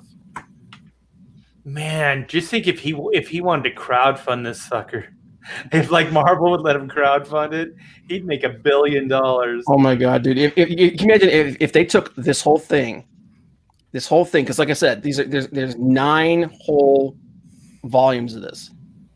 If they took all of that and just made a giant trade paperback out of it. And put it as X-Men Elsewhere, the imagination of John Byrne. Make it a monthly event, man. Put it out monthly. I think that would. Man. Can you imagine if they did what if, and then the subtitle was John Byrne penciled 10 more volumes of X-Men? Dude, look at this! Look at this splash page for the next issue. X-Men Byrne. Friggin' classic Sentinels coming through. Yeah, right. That is so freaking cool, man. And then you got. This is just, and there's a double page spread right here. Oh my gosh! Look at that. That's beautiful, dude. This is inspiring. Oh, then he zooms in on the double page. Yeah, so you can see it. But man, just to get into the anybody that girl's dead. Anybody wanted to see the way that John Byrne would pencil, and then he put the breakdowns for it too in here as well. And then here's another just another full. It's cool to see old school Wolverine. Yeah. But then this is also when he wrote them like the way they originally meant it to be. Like Wolverine in that first issue, he gets taken out really fast in the first issue. Look at that down shot. Oh my gosh, he's layout made. Talk about prolific, dude. Yeah. How long do you think it probably took him to make this page? Maybe a day? No. In the day, that guy was writing, pencil, and inking. Was it 2 to 3 books a month? Wow. Yeah, because I know that. I know maybe Todd knows better, but I'm trying to think of the books that he was doing at the same time, because I know he was doing Fantastic Four, but I can't remember the other book he was doing at the same time. Oh, yeah. I know this. I don't think he did it for long periods of time, but no, right. He didn't do it for long, and eventually he would actually go right to inking. He didn't even I draw with an inker. He would almost always ink himself, but I think the Fantastic Four stuff, didn't he have Jerry Ordway inking him on that? That stuff was awesome. Some of it, and just I like the way he sets his panels up here, man. He's got this almost like shattered glass, and then you got that down shot right there, and then it comes over, and then you have this crouching up shot here of you in the chat is making a good point too about Byrne not only doing Alpha Flight and FF or Uncanny X-Men and this and that title, but he was also doing double size issues. He was doing annual. And he was writing some of those too. Yes, yeah, he was.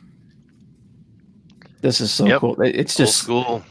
This is the FlexScore has a question. He says, "What's a breakdown?" Art, you want to take that one, man? You're the pro, baby. They're basically just outlines. So sometimes the pencils, it'll just be an outline, and they're not always tight. So they're just kind of sketchy outlines which would be the form, the composition, and storytelling. And sometimes it depends on the penciler, but sometimes they're a lot looser than others. But usually they don't have rendering or light sources. Yeah. So this right here is like if you look up here, here's the completed page right here. This is the completely penciled page, and then down here is the breakdown for it. See that breakdown? I could ink from that. Like that's still pretty tight, man. Could you like completely ink this and like put all the detail in there? Oh yeah, I've done worse. I finished off worse. That's still pretty tight. This is art we're talking about. Yeah. But yeah, dude. Oh my gosh, I want these pages. Could you imagine a collector? If they saw these pages, they'd be like jonesing for sure. I gotta wonder if he sold these pages, man, because these are scanned in. But I gotta wonder if maybe people have actually come to him and said, "Dude, I want to buy this from you."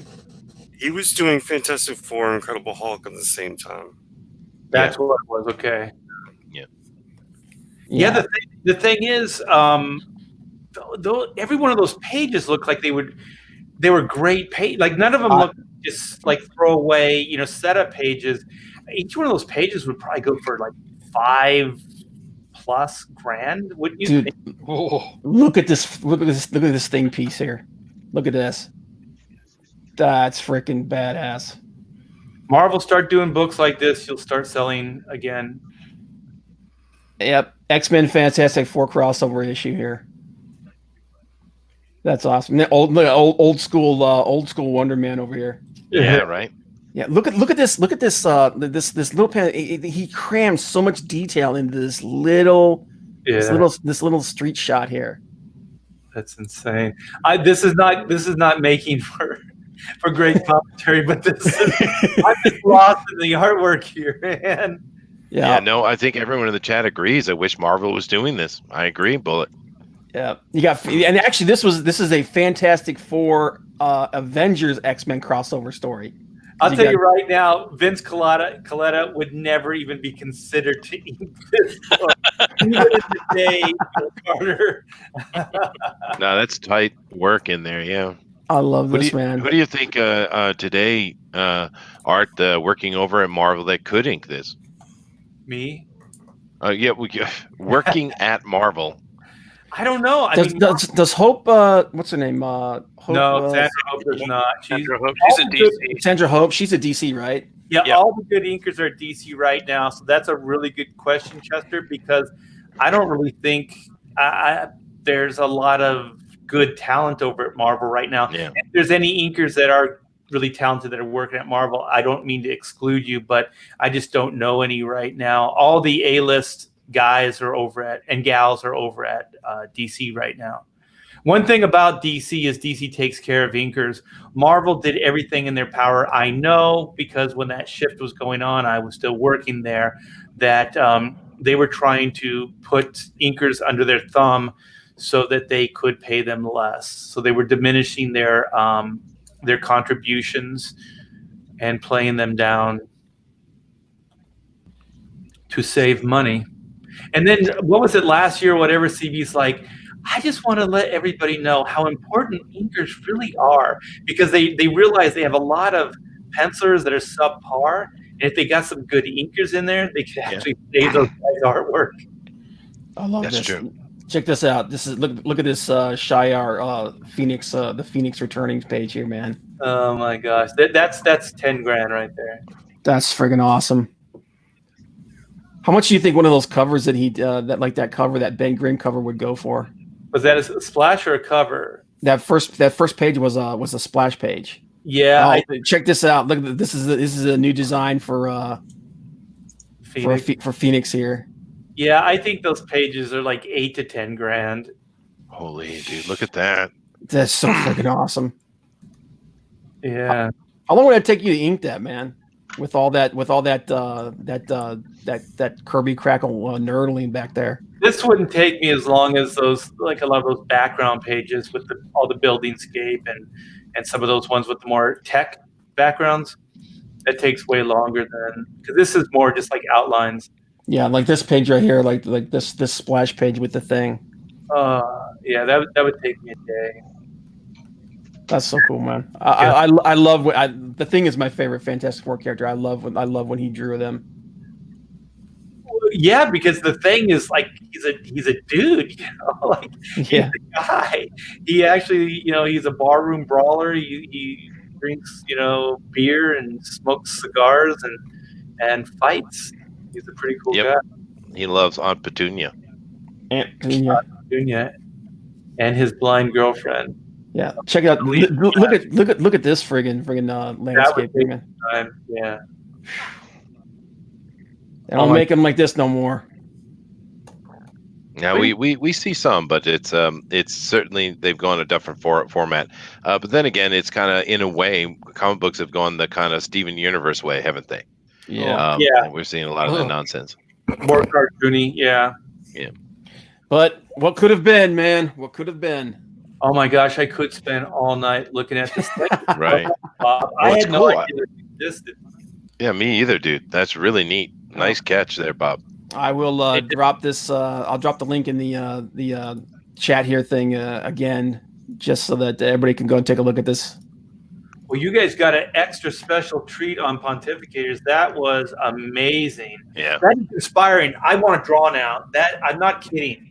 I was thinking, you know, I was kind of slumping a little bit today, and that fires me up. Holy crap! You know what, Art? You know what else? I agree with you how something like that has impact. In seeing the execution of the long shots, which is kind of a missing thing in comics, almost modern comics.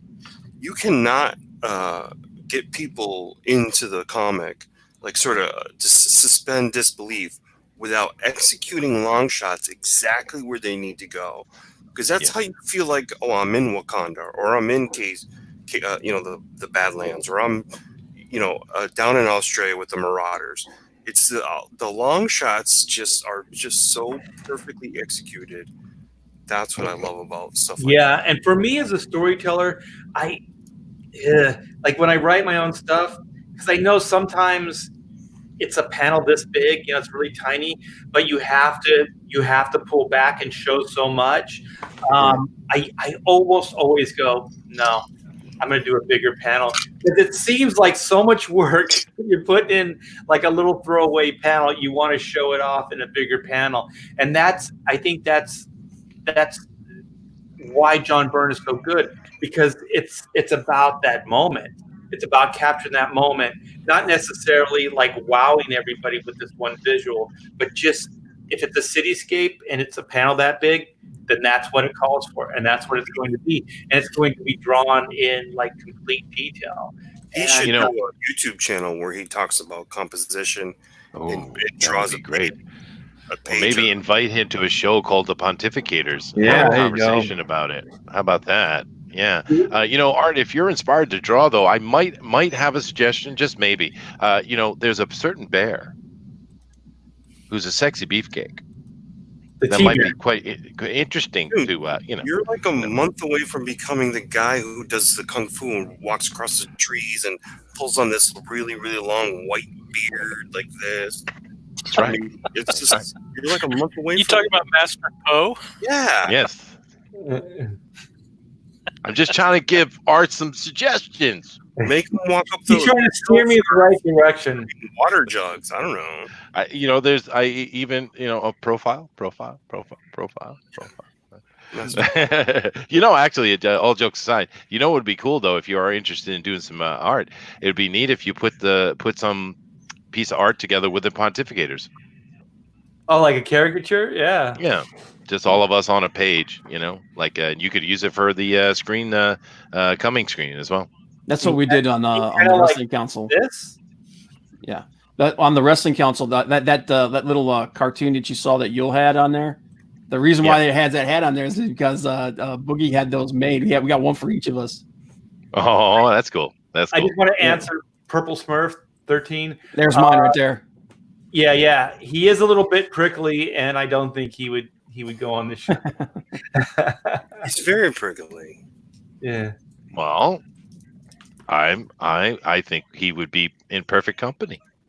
Yeah, we're no prickly, except for the young lad Zach. He's not prickly yet. Oh, You dang know it. who else I found Oh, prickly give me a minute. when I met him was Chris Claremont. He was also prickly. Chris Claremont's not prickly. Chris Claremont is a genuinely sweet man. Really? Yeah, I think the thing with he was doing that book where they were all in earth tones, and I said I'm looking down at these. He had concepts with him of that Dwayne Turner book that he did, and I go, wow, who chose all these earth tones for these costumes? What a neat idea! And he gave me some well, of course, it was really like, oh my god, he's sitting there with wine. Sitting at a table, nobody was really talking to him. When was this? How long ago was this? And was that a show? That was the book he went over to do at DC. All the characters were kind of X-Men related, but they were all wearing earth tones. You don't remember that book? No. It's something Sovereign 7. Does that sound familiar? Sovereign 7? Oh, I worked on that book. So I like Sovereign 7, dude. You don't even remember them wearing earth tones. That's what I found. Dwayne Turner. I forget who. Yeah. Silo. Yeah, I worked with Ron Lim on that book after Dwayne Turner left. I was gonna say because the earth tones thing's not ringing a bell. I remember Sovereign 7, but I don't remember. Yeah, they were all in beiges and browns, and that's weird. It is weird. If you ask anybody, I have a great memory for that kind of stuff. So, well, you know what? Everybody's got that prickly moment at a con. You catch somebody at the wrong time. I've never seen him diss anybody or be impolite. He always seemed like a gentleman to me, like an old school gentleman. You could probably get him to come on, by the way. No, but he's making sort of a comeback in comics a little bit. I put Sovereign 7 cover up, by the way. Oh, okay. There is one guy that I made. He would catch so much heat. Sorry, yeah. Anybody that especially right now, man. Anybody that friggin' comes near us is just going to get eaten alive. That's not the original Sovereign 7. No, that's not the real Sovereign 7. All right, fine. How about this one? Is this better? Is that the car you just bought? No, God, no. I don't know. I'm looking. No, way before that. Maybe there. What's that? Yeah, what's that? Man, look at that old school DC logo. I always love that logo, man. I hate the new one, man. That might I worked on that. No, that's Chris Ivey inking. Yeah, this is the early stuff, though. This is about the time I was working on. Yeah. They don't look like they're all in sepia tones or what. Maybe you insulted him. No, Maybe. I remember when the book first came out, the costumes were very X-Men-like, but the colors were all browns and beiges and stuff. I don't remember that. I'll find it. God dang. I think you're wrong. Did you brush your teeth that day? Yeah. I think you completely insulted the poor man, and he was just like, "Okay, whatever." Yeah, what you said. Yeah. And then he sipped his wine. That's okay. I mean, can we really trust anything he says? Well, he could be narcoleptic at this very second for all we know. Oh, come on. I know this shit. I know you do. But then again, you're insulting the beard, which is a rule. You don't insult the beard. Yeah, you never insult the beard. You never insult the beard. I think it's because Todd can't grow one. Oh. Is that what we're talking about? Beards? I'm prickly. He is prickly, but he don't want to show his face. He's a shy young lad. Hang on a second. I think I might have found the one you're talking about. Wait, are we gonna get the young lad? My webcam's in a strange place, so don't mind my kitchen. Don't mind my kitchen. Hey Art, I'm in the kitchen. Yeah, highlight what I'm sharing here. I think I may have found the cover he's talking about. No, I don't know. This is the closest I can find to it. This is the trade. Is this? That's the shoe one, isn't it? Yeah, this is this is the Well, that's just like the lighting is because it's like dusk or it's like the Yeah. sun or something. is that what you're talking about, man? Yeah. Well, then you're wrong. And the young lad just That disappeared. guy's He orange. left. That guy's brown. Hang your head in shame. It's because there's like it's like a sunset. or something. It's a No, dust or something. he had concept art with him too, and I didn't even. This was before it even came Hold out. on a second. Well, I all got a that button. puppet Right gets here. is Hold your on, I got a show. button. I gotta fix it, Art. It's okay. Here's my button. Okay, Todd, narcoleptic. Okay. Put him to sleep. Screw you guys. I'm going home. All right. Yeah, that's it. There we go. Oh, there There he we go. is. He pretty Yeah, boy. I He's got- shorn, dude. What happened? What? Oh, What happened? What? Where'd all your hair go, dude? I posted it all off. That's what It all went happens. to his chin. I Yeah. approve, Yeah. man. I approve. But He used to be very hairy. Yeah, well, I go through these stages where every 3 months I look like a hobo, and my wife goes, "It's time for you to get rid of it." So I tell them to literally shave it all off, and it takes them 5 minutes. I hand them $20, and then 3 months later. No, Hey, Art, nice. could you highlight Yule's comment there about Ron Lim? Oh, It's up a little bit. Ron Lim's a good guy. I hope he isn't. Why am I? Why am I the show right now? Stop looking at me. He's getting nervous. Wait a minute! Look at Joe's buns. Bunny cheek. Yeah. Chin. Hey, Joe is bearded as well. Yeah, No, don't put it back on. Put it back on. What are you doing? Did All we right, lose? Hey, can't- who we lose? So Who I we told lose? my wife I wouldn't show off this room because it's basically a staging area for reorganizing the house. But there you go. Another Okay. beautiful man, a proper man. That's what we want. Okay. Too much testosterone in this chat right now, man. Wait. I just forgot what you guys said. Who are we looking for? Okay, you'll ask the question. He says, does Ron Lim always follow better artists? Oh man, that's cool. Todd said he had to go because he doesn't have a beard and he feels ashamed and he felt the narcolepsy coming on. I get it. Wait a And minute. he said, F you guys. Thanks, Todd. Uh-huh. Todd really did leave. He did. He Oh, did. We love you, man. I wish he'd come on because we got to schedule. Todd, we need to schedule some time so we can go over our outlines and stuff, dude. If Don't be like that. Yeah. Marsupia Gates said, "I am clean shaven. Beards are gay." Yeah, you know what? We are. So, yeah. Wait, Beards are so manly that we can't have another woman. We need another man. What? No. No. No. No. The club, No. you club. God.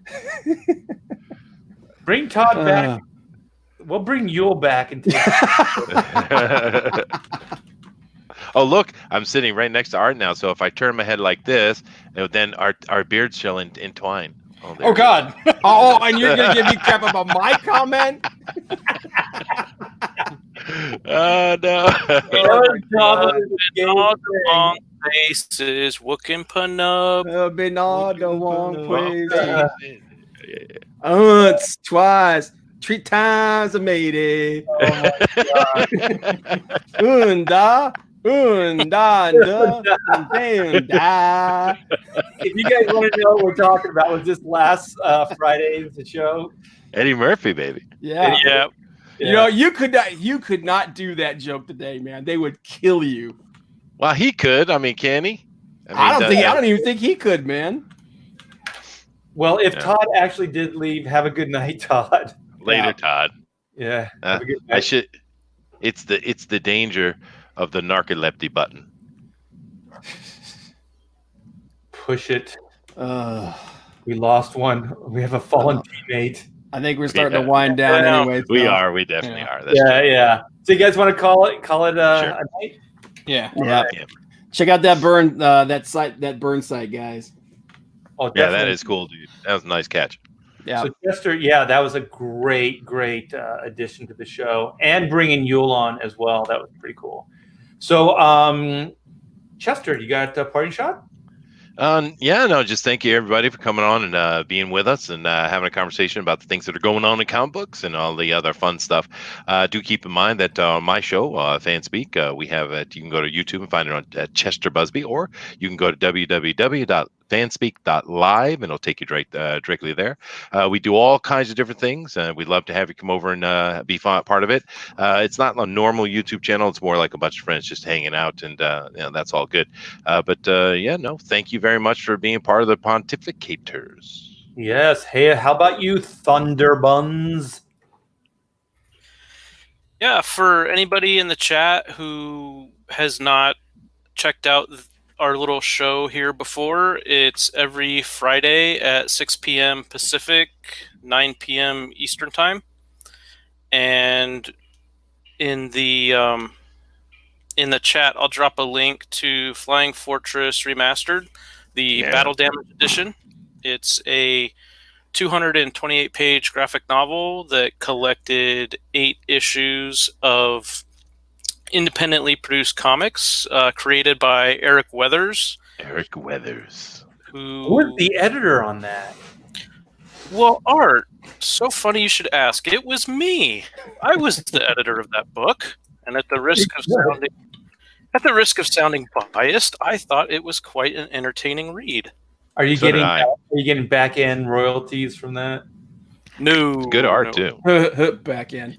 Yeah, for anybody. What's it saying? Look it up, man. I'm not being gay here. Okay. Turn to profile. Beards entwined. Okay. Yeah, for anybody who Wonder Beards activate. Exactly right.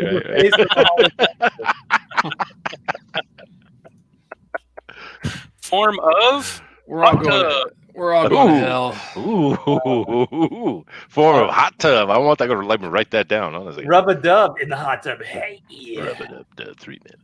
All right. The boy, the young lad Zachary Bradley has a book in. It's still live, right? Or are you in demand? No, it's still live. Literally 2 hours before it was ending, they were like, "Do you want to extend it?"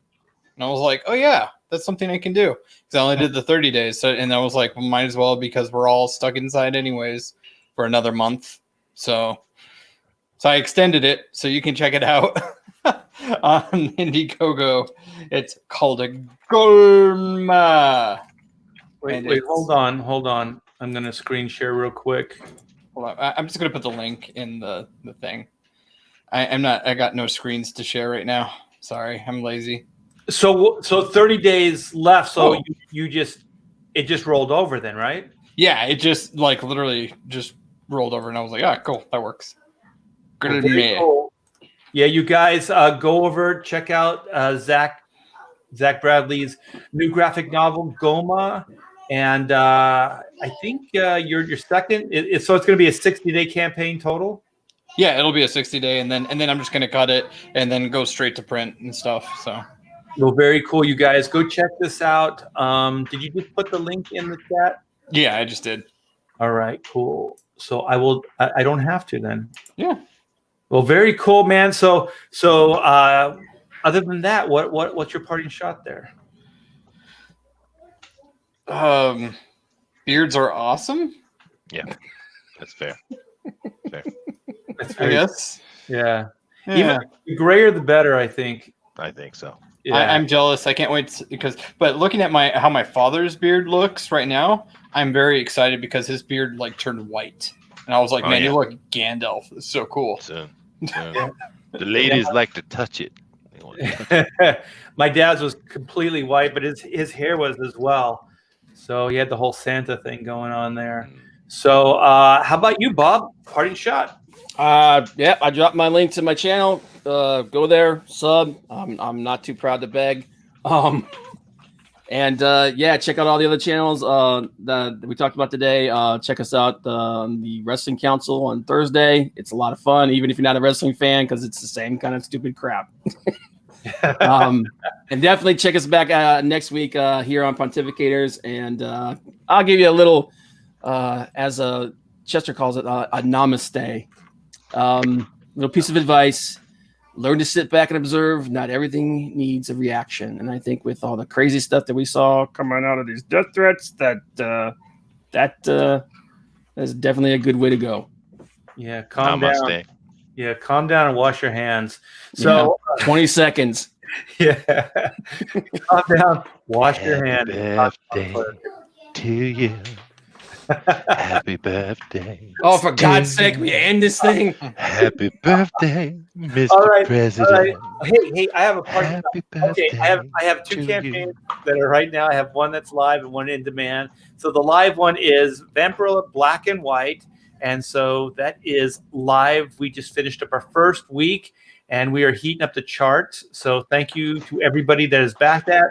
Go check it out, please. And Chrono Mechanics is in demand, and I think we're only like 225 away from our 37.5 stretch goal, which will unlock our next stretch goal, which is enhanced cover. So we're going to have square bound spine and enhanced cover for the book. So we are stone's throw away from that. So please go check those out. They're both in the description. And also I have a pre-launch page for Black and White Volume 2. So if you go there, sign up, you will be eligible for the Zach Bradley Black and White trading card. Wow. Yeah, Zach kicked Bonito, Frito Bandito. Yeah, it's so awesome, man. I am so flattered that you thought enough of the characters and everything to come up with that. So thank you, Zach. And it came out really cool. And it's going to be a 25th anniversary. So I'm still trying to figure out the layout, but it will probably have the 25th anniversary logo on the back there. And of course, Zach will get full credit on the card. And yes, that will be so cool. And I can't wait. So if you guys like freebies, all I need is your email address, and you'll be notified when we go live with that campaign, which will probably be around the time the Black and White Vampirilla campaign ends, which is about 30 days. So thank you guys so much. Thanks to all the Pontificators. You guys are awesome. I look forward to this every week. You guys never disappoint. Everybody in the chat, badass mofos. Thank you so much for hanging with us and having such a good time. And Bob, holy shit, man. You rose to the occasion, man. This was your night. Dude, that John Byrne stuff was incredible. Yeah. You are forgiven now for eating Peter Cimetti. Yeah, I'm never going to top this, man. It's all downhill from here. It's all downhill. But yeah, that was very cool. And thank you, Yul Carter, for coming in and hanging out with us and giving us a retailer's point of view on all this craziness that is going on in this industry that we love to pieces, man. We love this industry. That's why we go on and on and on and pontificate till we can't pontificate any longer about this industry. So thanks, guys. See you next week. Have a brilliant and fun weekend and be safe. Take care. Later.